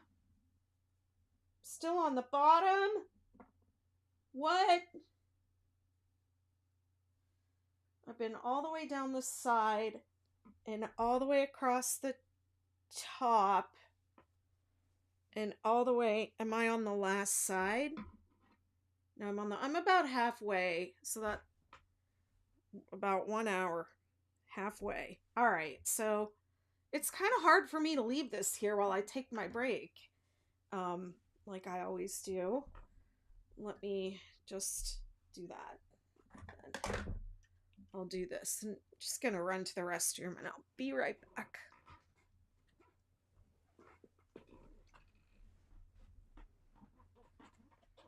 Squeaky, squeaky.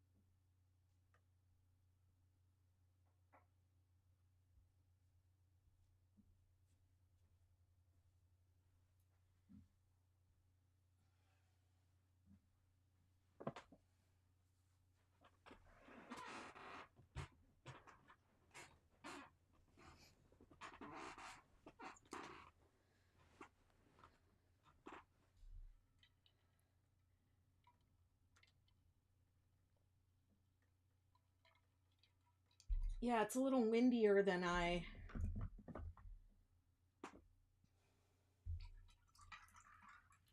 realized, I guess, today. Um, I was out there at the beach early this morning.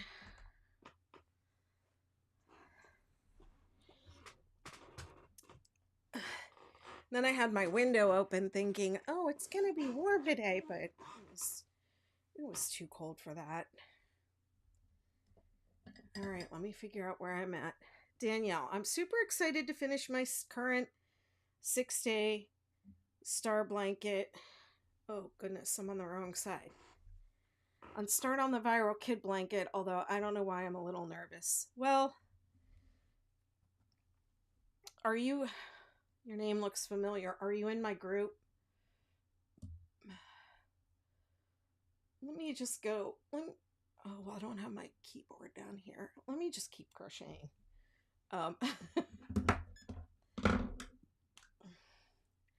Join my group.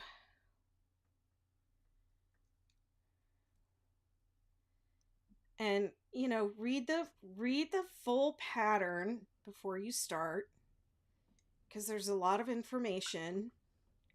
There are a lot of different 6-day kid blanket versions. Okay, so join my Facebook group. It's a 6daykrochetegroup.com. You're in. Okay, I thought your name looked familiar.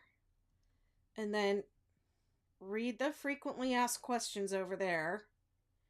Get yourself are you doing the baby blanket or the full size blanket?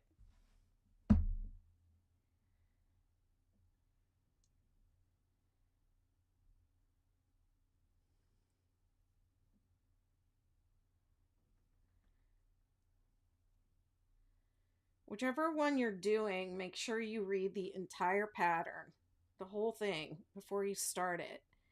Because with the viral stripe,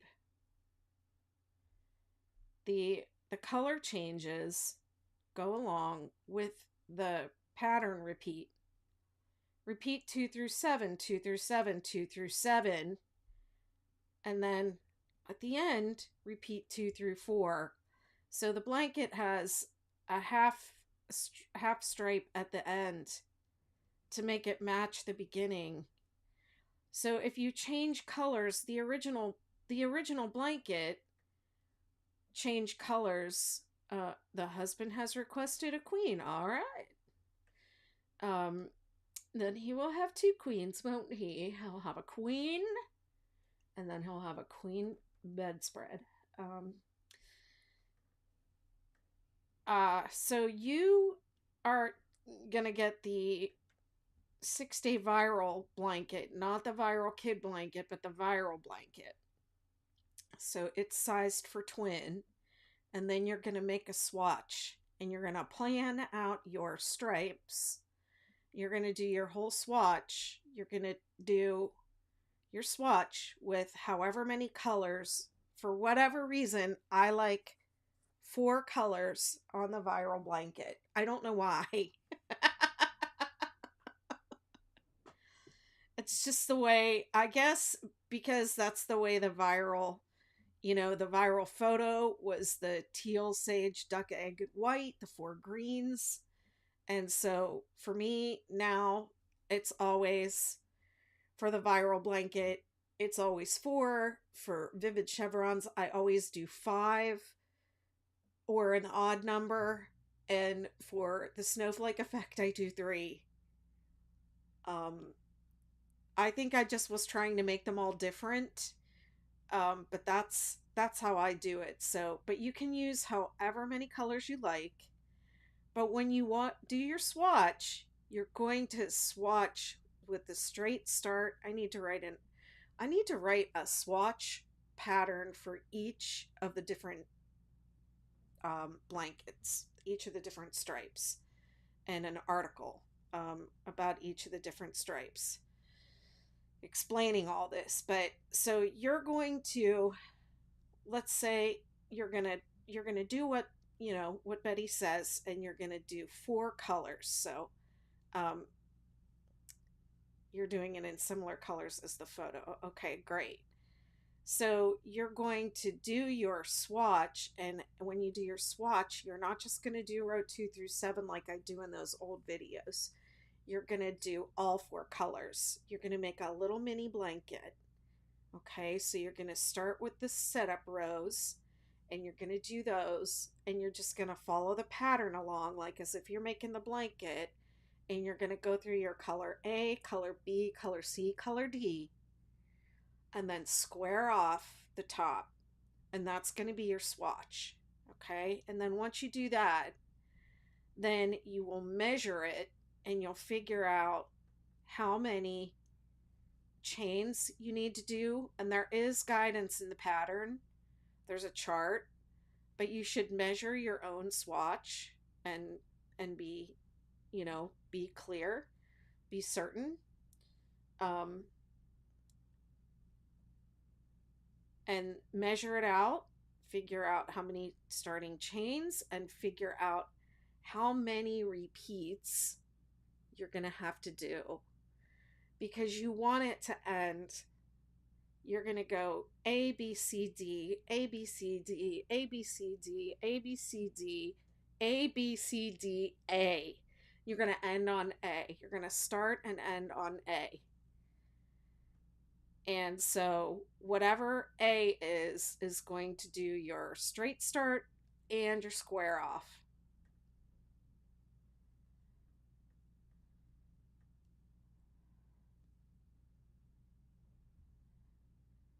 And then your first round of border is all going to be color A. And that's how you're going to make your blanket top and bottom match. You have to plan ahead with the viral blanket. You can't just wing it.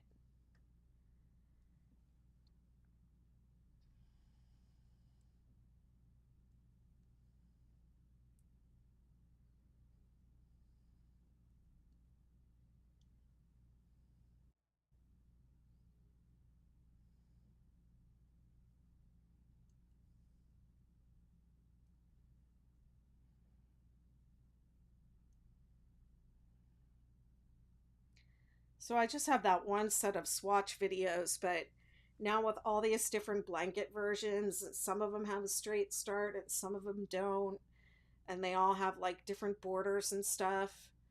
I think I need to do new swatch videos, and I'm overhauling some of my old stuff, making it better, because when I first started doing this, I didn't know what I was doing. I did not know. I did not have a clue.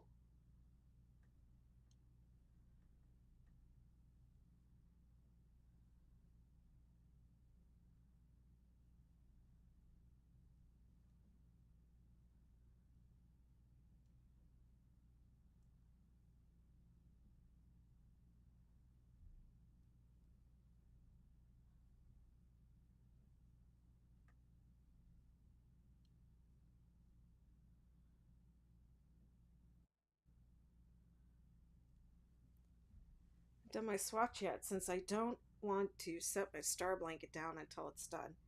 Yeah, I can see that. Those star blankets are addictive. I mean, you're really disciplined if you can do, one project at a time. I can't. I have so many things going, but I'm getting more organized. I um I pulled all of my stash out of the closet, and ooh, that was cathartic. And I went through I was originally doing this blanket with Stylecraft Special DK, and I decided I didn't like it. So I have a bunch of Stylecraft Special DK, and so I unraveled what I had started of this blanket, and I went through my Stylecraft, and I picked out like 9 colors of it for a different project that had, you know, I've had in the background for, oh, I don't know. I have had some projects in the background for like years, And then I get distracted by like somebody said, "You should make a 6-day star poncho." And I was like, "All right, I don't want to, but I will." But I have this pattern, and it's actually been in the design workshop of the McKnitiverse for like a year. And we worked on it. We had meetings and worked on it, and I have it all worked out. I just haven't worked up a sample of it because I haven't been able to, like, I didn't have the right yarn or colors, or I didn't know how I wanted to do it for a really long time. So I decided I was going to do it with Stylecraft Special DK, and I have a ton of colors. And I thought I'm just going to go through my Stylecraft and pick out some colors from there to do that with.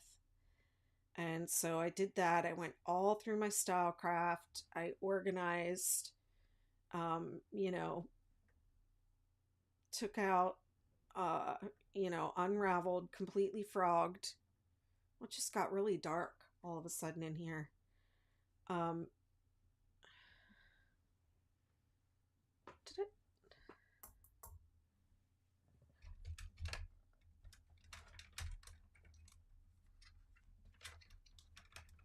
Did that light? Did that light just go out? No, that light wasn't on. Yeah, so I frogged something, and I organized, just organized, went through a big box of um just stuff, just balls of Stylecraft that had been thrown in there, leftovers from other projects. You know how you do.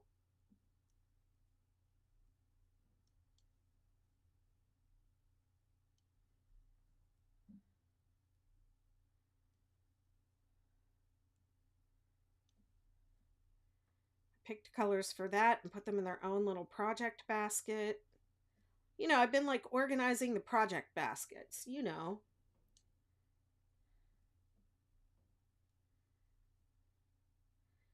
And then there's a little process that happens like when I finish a project where I take the leftover. I usually take the swatch if I made one, and any leftover yarn or labels for that project, and I put them together like in a bag, and then like a plastic bag, a Ziploc, and then I have a plastic, like a Rubbermaid, that all of those bags of leftovers from finished stuff go into this Rubbermaid together. So I had a bunch of those like bags and remnants of projects just stuck around different places. And so I cleaned all those up and put them where they belong. And I did some more organizing because, like I said, I want to use more like hand dyed yarn and like nice yarn that I go to these yarn stores and I buy this beautiful yarn, and then I come home and I use, like big box store stuff. And I just decided I'm going to start using, the beautiful yarn on different things. And so that'll probably mean more 6-day garments and other things. I like when I find yarn I forgot I had. Love your idea on keeping the swatches for future. Yeah. Yeah, I keep the swatches and I keep the yarn. I keep the yarn together. If I have, like I finished the man blanket last year or the year before, and so I had like 5 partial skeins. So if I have full skeins of leftover, I don't put those in the bag. I put them like, if I did a project with Stylecraft Special DK and I have full skeins left over from that particular project, I will only keep the partials with the swatch in the little bag and then labels. I won't keep full skeins. I'll either give the full skeins away to somebody else. I've returned them to the store in the past, but honestly, I've always regretted doing that whenever I've done that. I always just like turned right around and wanted it or needed it for something else. Um, so yeah, I don't return stuff to the store anymore. If I know I'm done with it, I give it away. And then I've got a big scrap bin now, and I think I'm just going to put all the scraps. The scrap bin that I have is mostly discontinued yarn, but it's perfectly good stuff. But I think I'm just going to save it for, when September rolls around. Last year I did Star Blanket September, um, with scraps, and that was really fun. So I might do that again. But I have a separate bin that's just for the balled up scraps of leftovers that I don't need anymore, and but are still good for a project. And I haven't figured out what I'm gonna do. I might give them away or sell them, or put them up on my channel and be like, anybody want these? There's the scraps from the chaos 6-day chaos blanket. And that, like, I probably will have to make another chaos blanket because I use scraps on it. It's a new design, so there's always things like that you have to be, when you design. You can't design on discontinued yarn. You have to use, yeah, you have to use yarn that people can get. Otherwise, what's the point? Like I have a blanket that I published a couple of years ago, the 6-day boom blanket.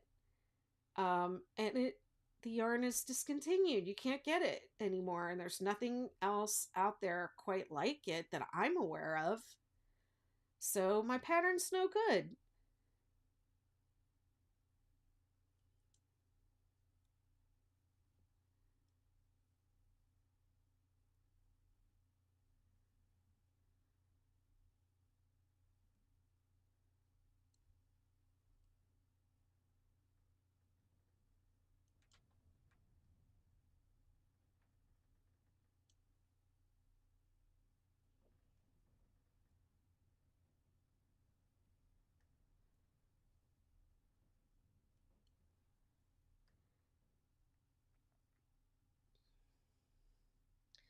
When I was going through that stuff, I found two 6-day hexagon cardigans that I had started and worked on live videos, and they were completely done with the exception of like, um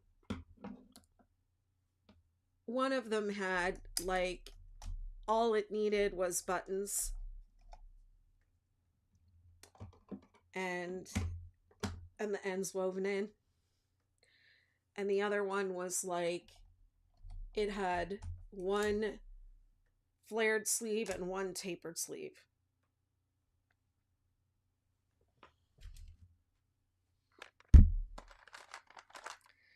So I finished those up, and I'm going to give them to my sister to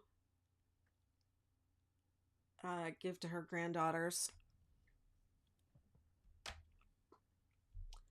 I have to make a third one though because there's 3 of them. So I found some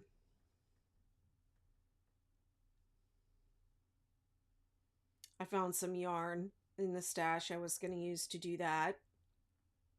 And I spent a couple nights just rolling that yarn up into balls. It was another discontinued, self-striping yarn version. that's not available anymore. So I thought, well, I'll just work, since I'm just working up something that's, a gift for somebody, I'll use it for that. So I guess I could use all those scraps and odd ends to make blankets to give to people, because I can't give away the blankets, that I do for designs. Yeah, I don't do it that much anymore, because most of my crochet that I do is for, my business, and working up samples to photograph for patterns. And I made the mistake of giving away all my samples for the first couple years of my business. And then I had a catalog reach out to me and they wanted to photograph them themselves. So I had to remake a bunch of stuff. And that, let me tell you, that sucked. That stalled me for a really long time.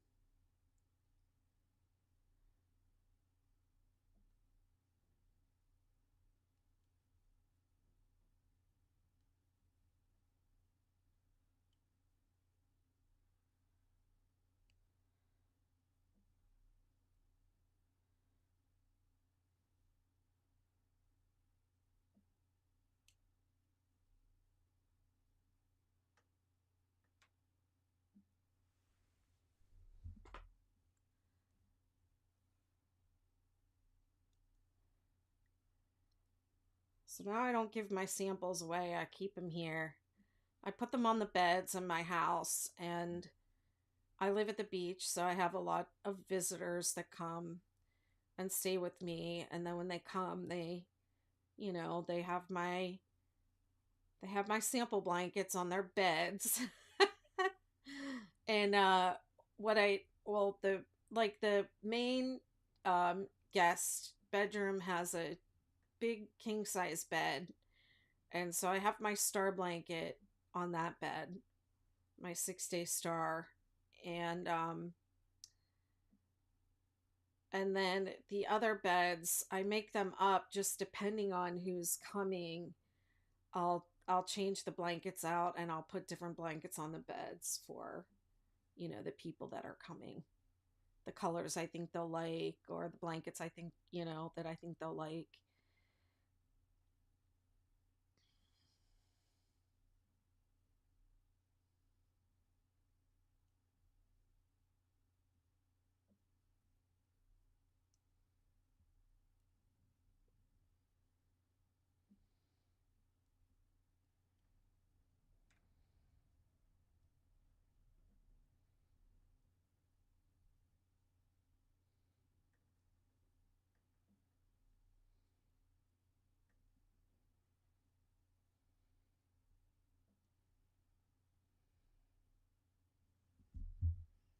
I'm gonna have to make a run to the grocery store after this because I'm pretty sure I'm out of coffee.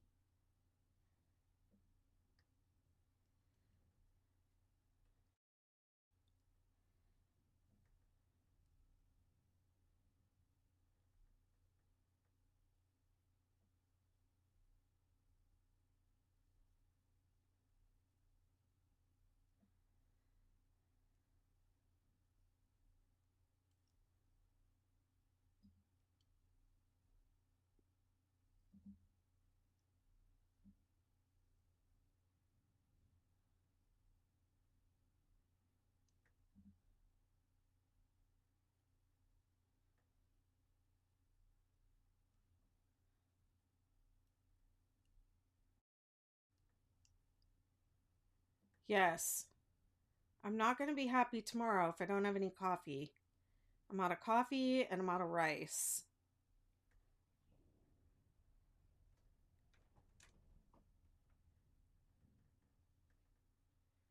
Jeez. Yeah, so I think I need to run down there and grab myself a couple staples.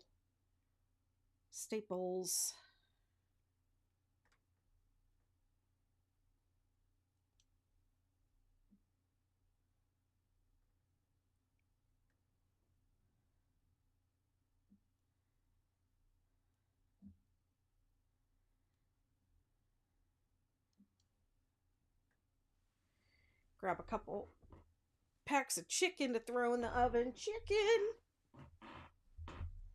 I always have the split breasts for pretty cheap. And I can just throw those in the oven and have those all week.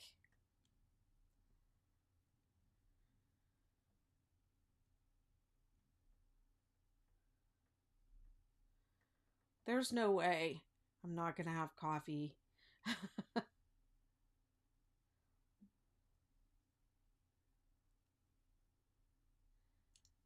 I like to squeeze a grapefruit in the morning too, and I don't have any grapefruits left. So I got to go get me some nice pink grapefruits for my juice.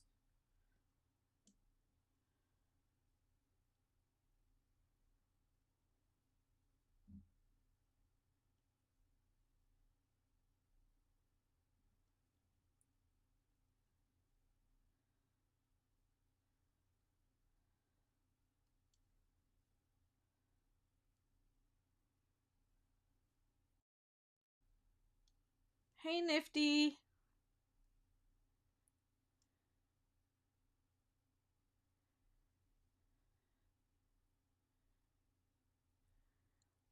They said, just got back from shopping, picked up a couple small skeins of cotton, take a break from my blanket. What are you going to make with that cotton?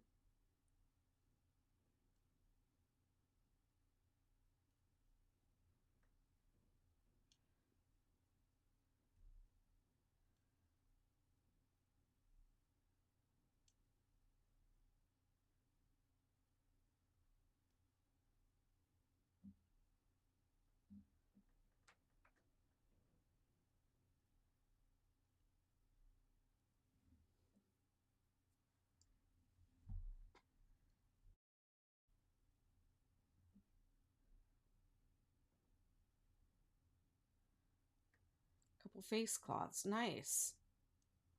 That'll be a nice break from blankets. Nice instant gratification.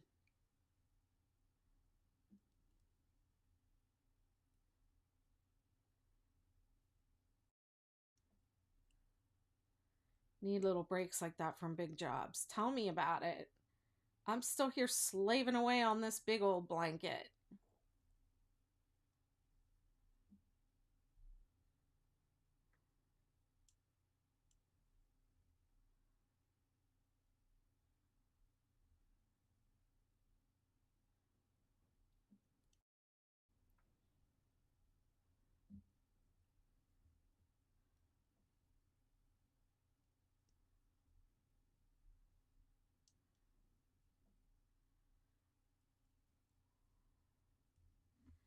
So just be forewarned, friends, that this border takes a ding-dong long time.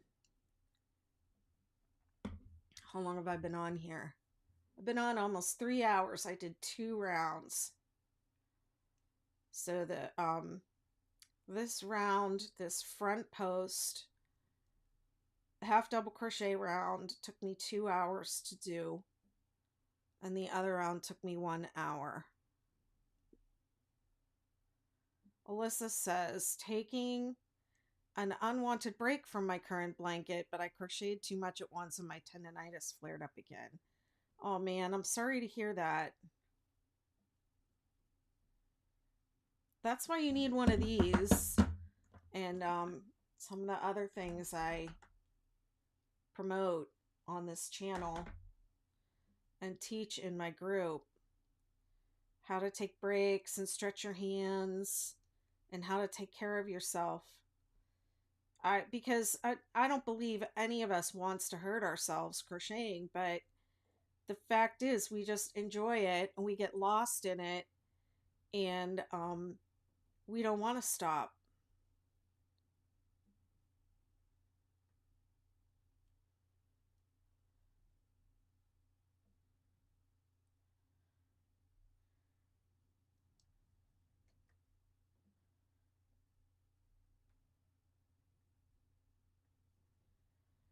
But you have to be, we have to be more mindful. Yeah.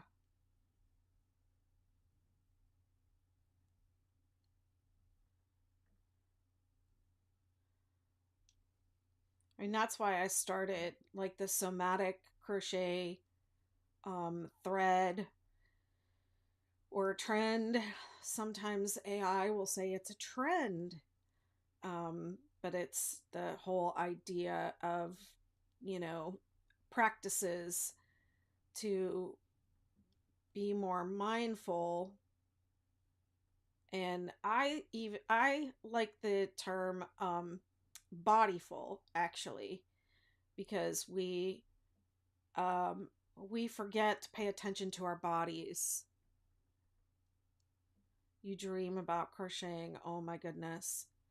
Well, somebody in my membership group had a wonderful suggestion the other day where they said when they can't crochet, they like to play with yarn. So, and I was thinking about this the other day when I was winding up those balls of yarn from that. I was going through my stash and I was winding up balls, and I was like, this is fun. I'm playing with, like I'm playing with yarn right now. And I'm really enjoying doing this. And so that was good advice. Like if you could go through your stash and see if you have like anything in hanks that you could ball up, with your ball winder and Swift while you're not able to crochet. Or just organize your stash, take any scraps you have and organize them. Go through and see if there are any old projects in there you forgot about.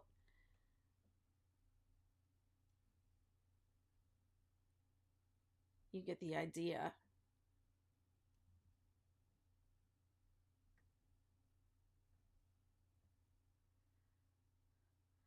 So I'm going to keep going until my camera dies. My overhead camera dies. So it's probably going to be in the middle of the round.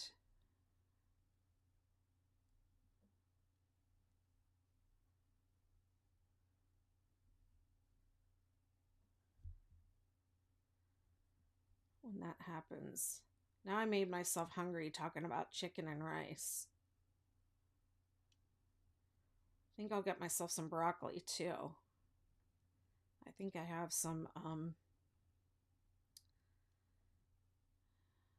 Brussels sprouts in there from my last grocery run.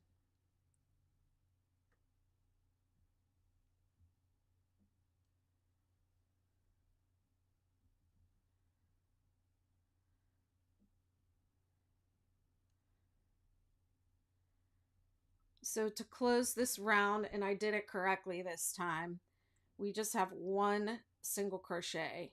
So we did two, and then we have one. And that way when we slip stitch to join in the first stitch, we'll be in the center of the 3 single crochet. And then I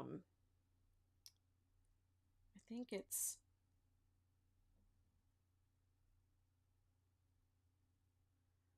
what am I doing next? Oh, it'll just be chain 1 and single crochet. All right, and then we turn.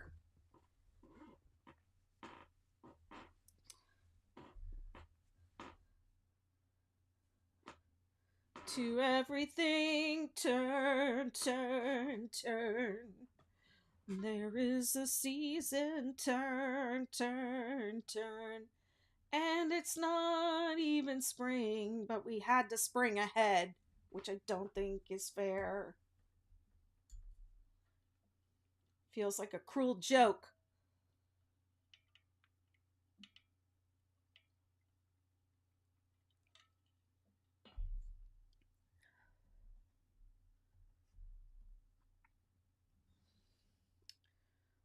Okay, so I did a chain 1 and single crochet in the same space. And then I'm going to 3 3 3 in here. This is just like the row I was doing at the beginning of the round, that I was doing at the beginning of the video. So I'm just going to do this until my camera dies. We'll see how far I get.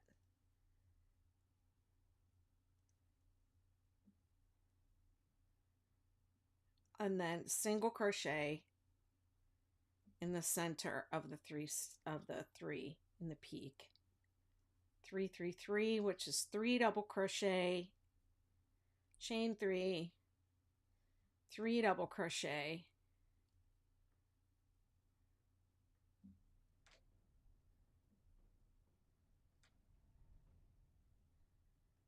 and then single crochet in the peak.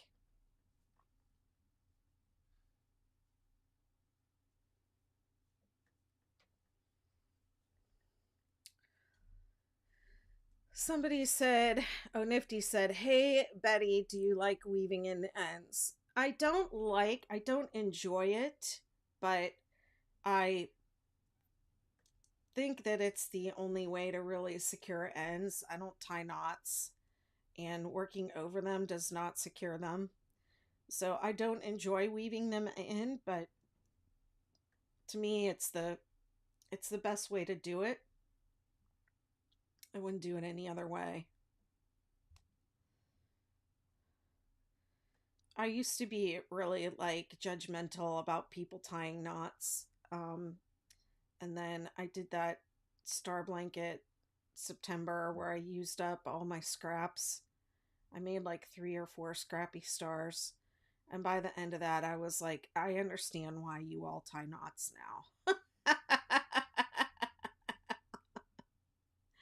I get it. But I still don't tie them. But I understand. Now I'm a little softer about it, you know. I'm not like anyone who ties knots is wrong. I have a little more grace in my heart for knot tires.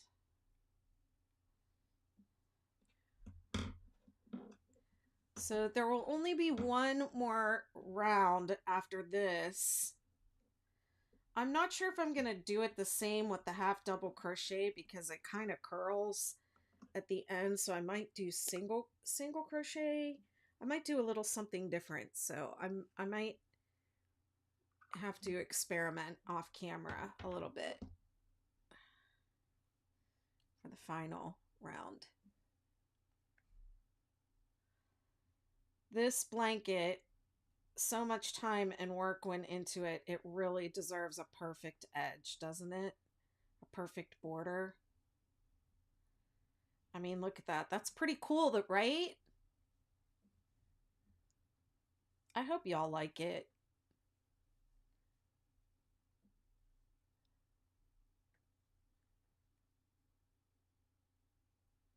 I'm excited about it.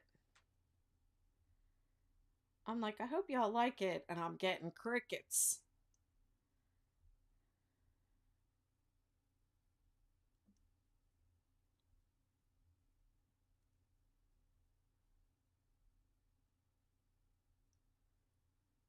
Thank you, Debbie. Thank you, Nifty. Now I feel like I'm just fishing for compliments.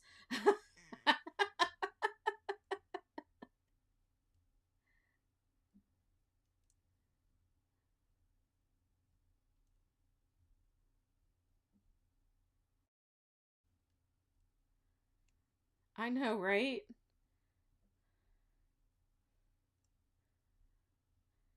I'm so proud of it. I think it looks really cool. It's different.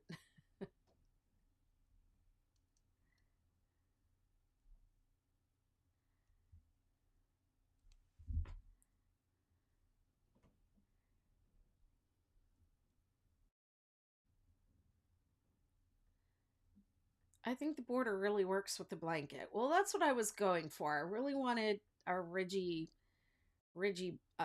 border.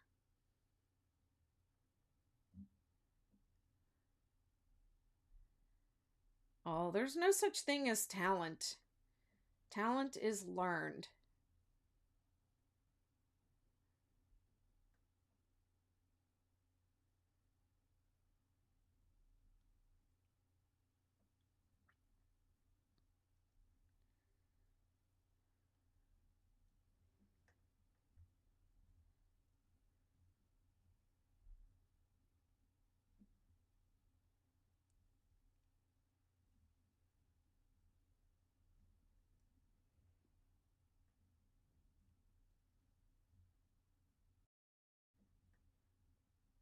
Hey, what's up, Alea?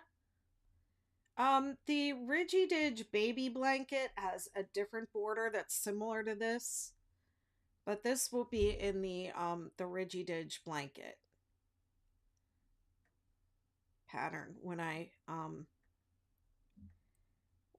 release it, when I finish it and publish it. So you can go back and watch the videos and do it until then. I've been doing it on like the last 3 lives. I've done this whole entire blanket from start to finish. So if all you have is the baby blanket pattern, you can use the video for the rest until I publish it, which I'm going to do very soon.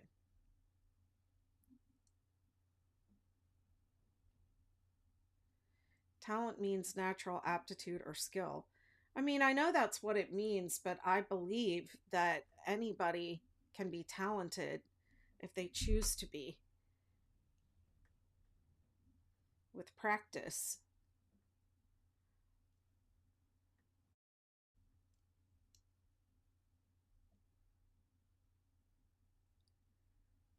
Debbie, weren't you just saying you were just finishing up your Ridgy Didge? So what were you working off of? Were you working off of the baby blanket pattern or the videos or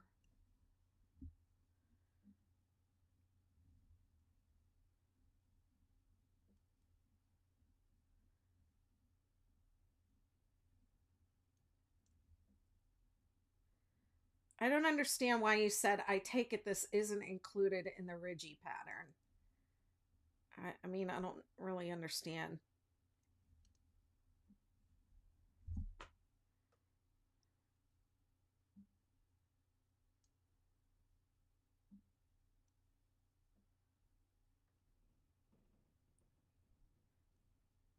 The baby one has a different border which is similar to this.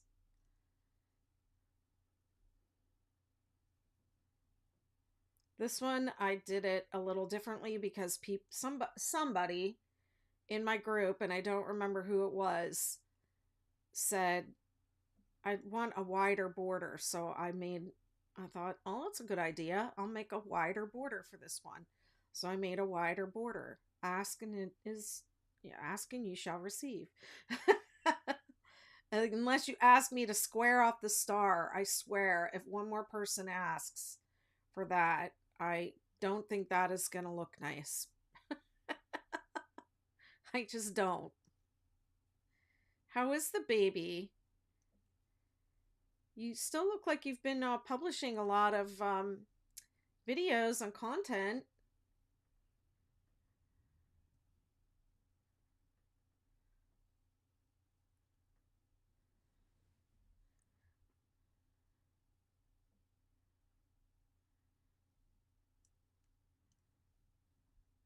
I was up at the yarn club um, the other day, and the owner said she has more crocheters coming into the store than knitters. And so I was wondering if you had any of your Tunisian crochet patterns, if you had offered to, offered any of your patterns to her.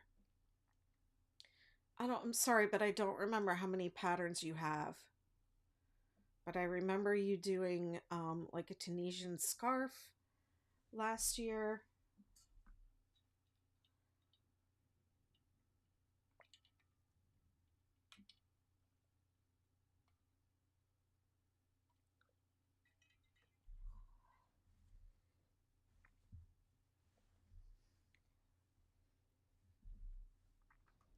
And I don't know if you teach Tunisian crochet at all.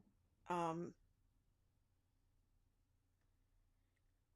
but she definitely seemed really interested in crochet patterns.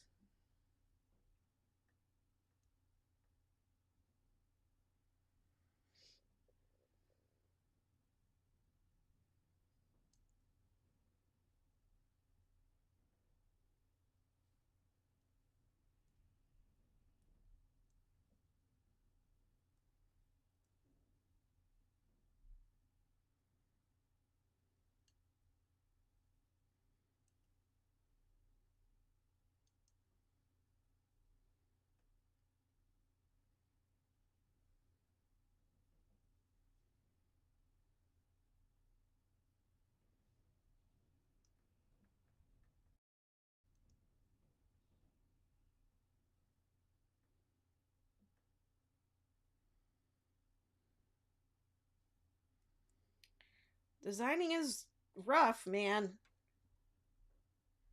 I think I crochet too tightly for Tunisian.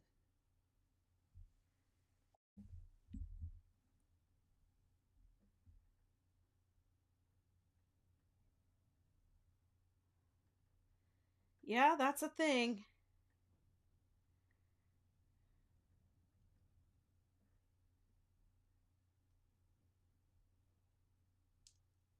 Oh, that's so nice.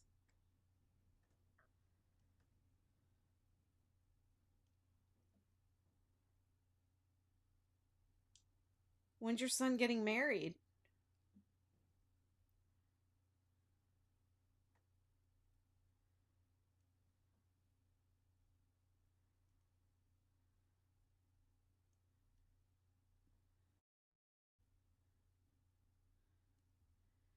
Um, Cozy Crochet Co. over on YouTube is saying you just need a bigger hook, Debbie.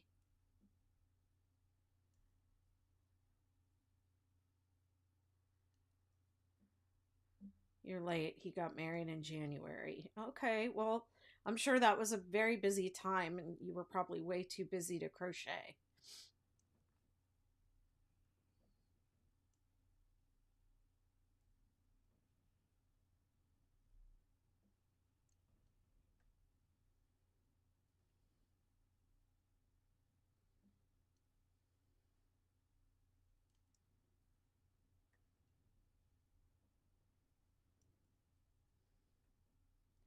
This round is so much faster than the other round.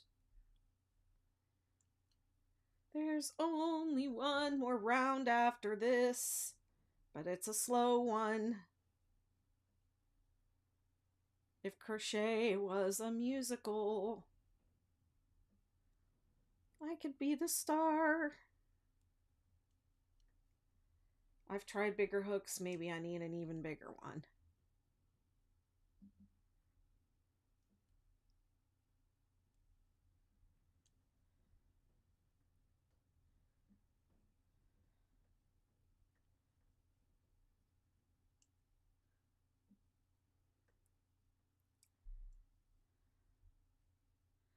I was learning Tunisian crochet when my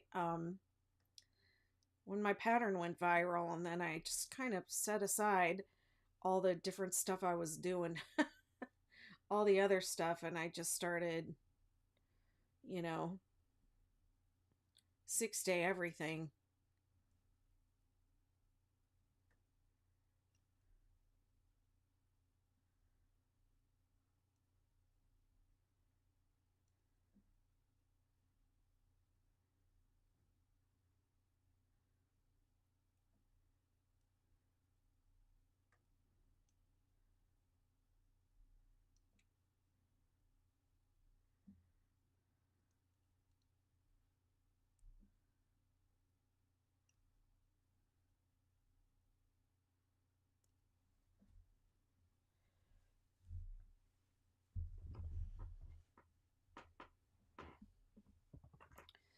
I think it's kind of you know, it's kind of a normal thing when you're just starting out with design to kind of piggyback off of other stuff or, accidentally design something that's already out there.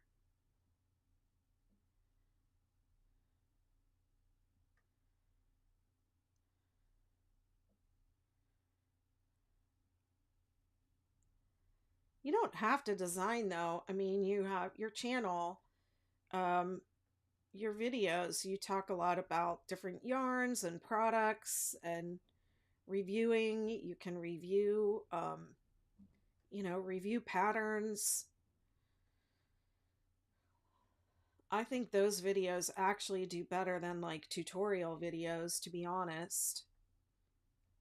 I saw somebody had like 500 subscribers and she posted a video about crocheting the 6 day blanket, and it wasn't a tutorial or anything like that, but it was just her talking about her experience with it and showing it every, every couple days. And she had more views on that video in 2 weeks than I think I have on the tutorial videos.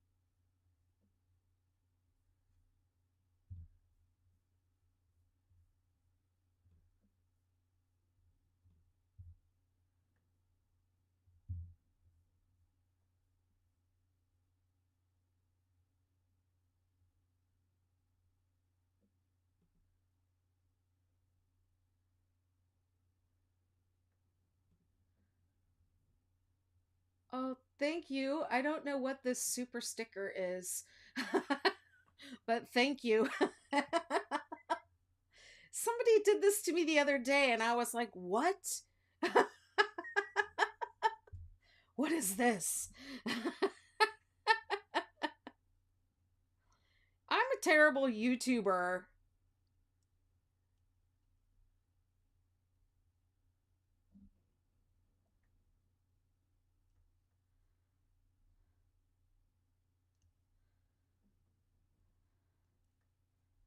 I really need a channel manager.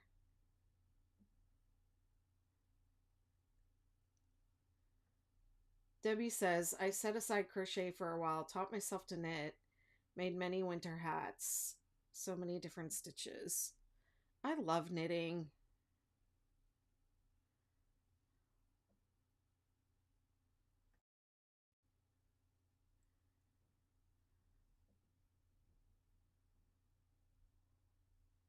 Oh, that would be great. I would love it if you talked about the man blanket. Okay, here's where I have this corner, so I have to do something.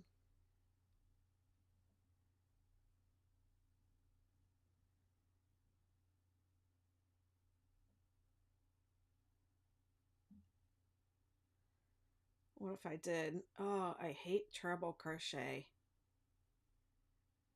But what if I did trebles?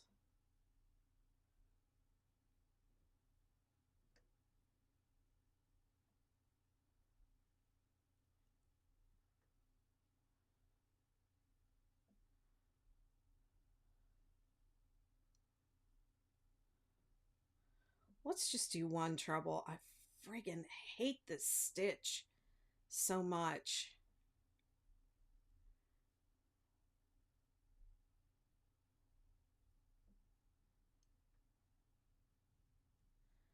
Let's do double, extended, double, and then treble.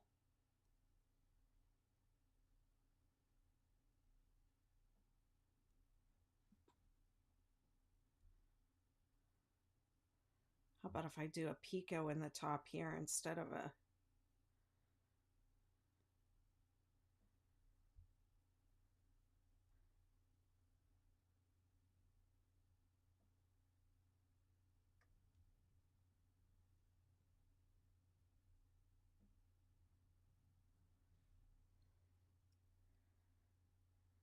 Not sure how I feel about that.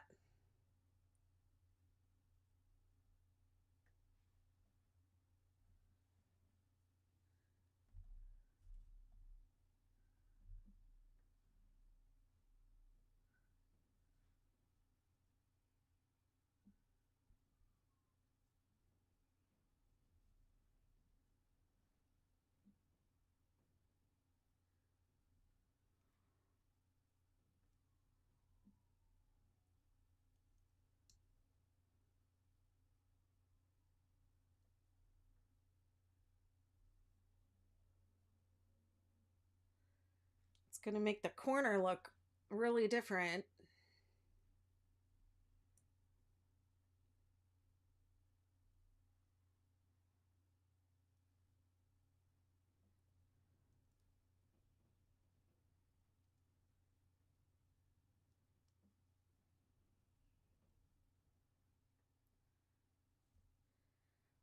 Okay, let me just flip this. So I'm designing right now, just for anyone who might be following this. So I'm thinking about just doing single crochet. I don't know if I can do that though. I think I tried doing single crochet on another one of these patterns and it just didn't show up.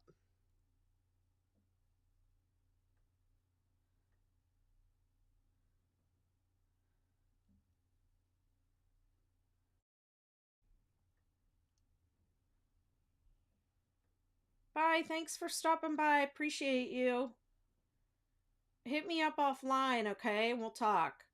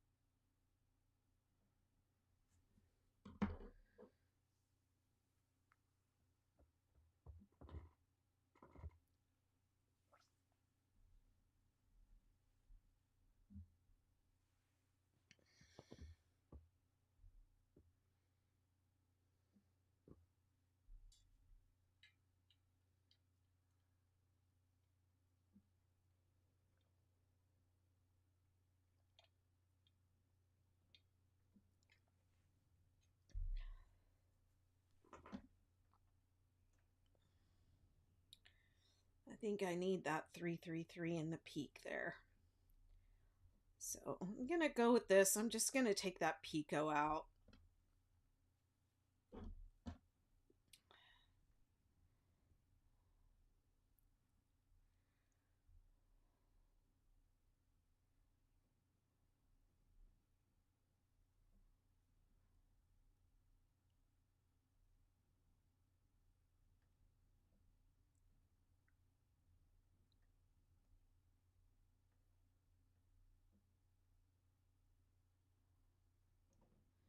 Three seems like too many. Let's just do one.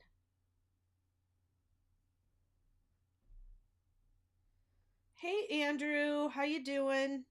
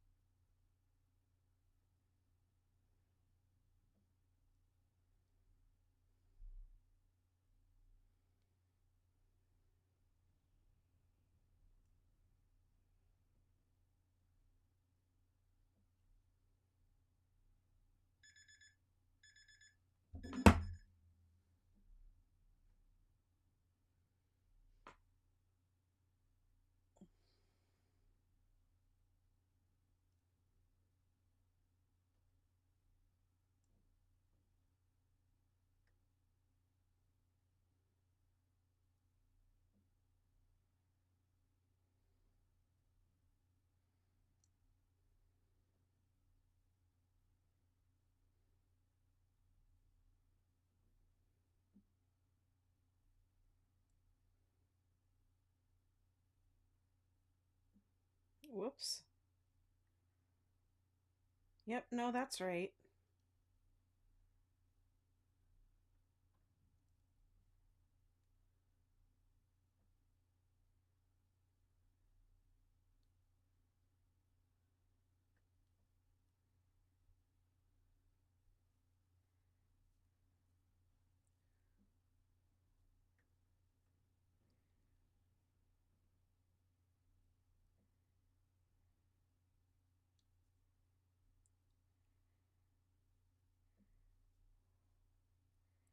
That seems a little better and not so honking. The other one seemed kind of honking. The big honking thing sticking off the corner.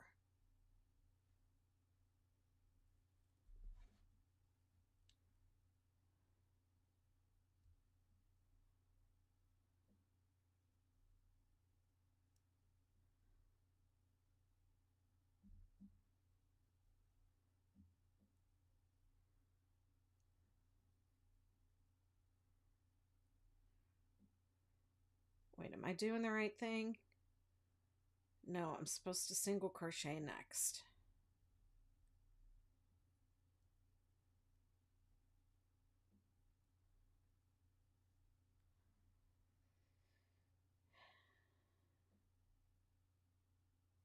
So I ended up doing 3 half double crochet, 2 extended double crochet, chain 1, 2 extended double crochet, double crochet.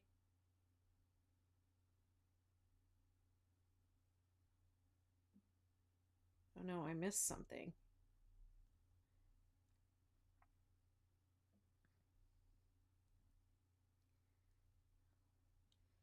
Two extended double crochet,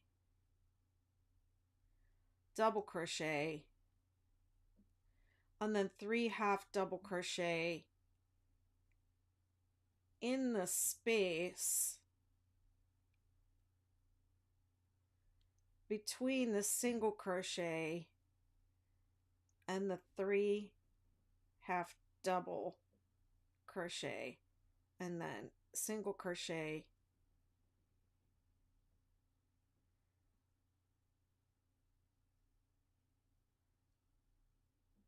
in the peak over here. Did I chain 1? Yes, I did. Chain 1. And then single crochet in the peak, and then 3 3 3.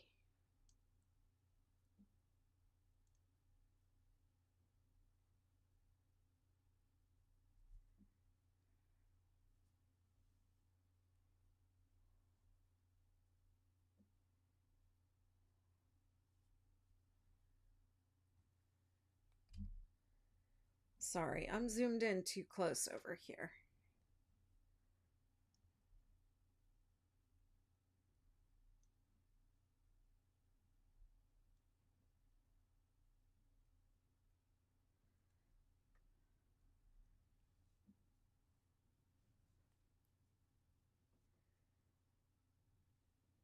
Okay, so I'll just say again what I did in the corner.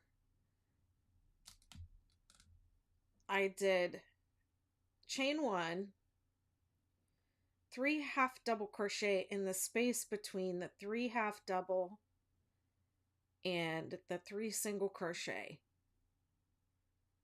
Then in the center single crochet, I did half double crochet, 2 extended double crochet, chain 1, 2 extended double crochet, double crochet, 2 extended double, chain 1, 2 extended double, double, 3 half double, chain 1, single crochet in the peak, and then I'm back to 3 3 3 in the space between the half doubles, and then single crochet in the peak. 3 3 3 in the space,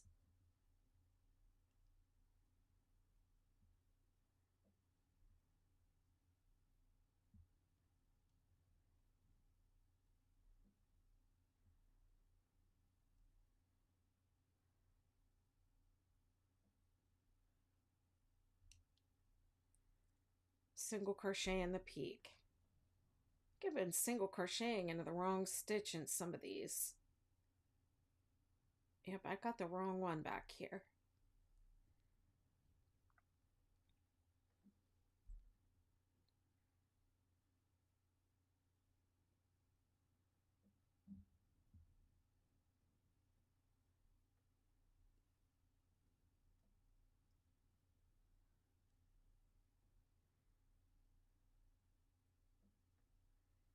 Thanks for following.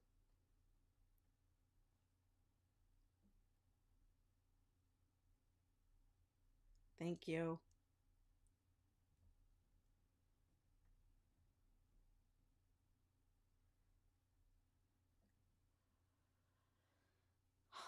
All right, my timer went off. My battery is not even blinking. I think I need food. I think I'm done for today.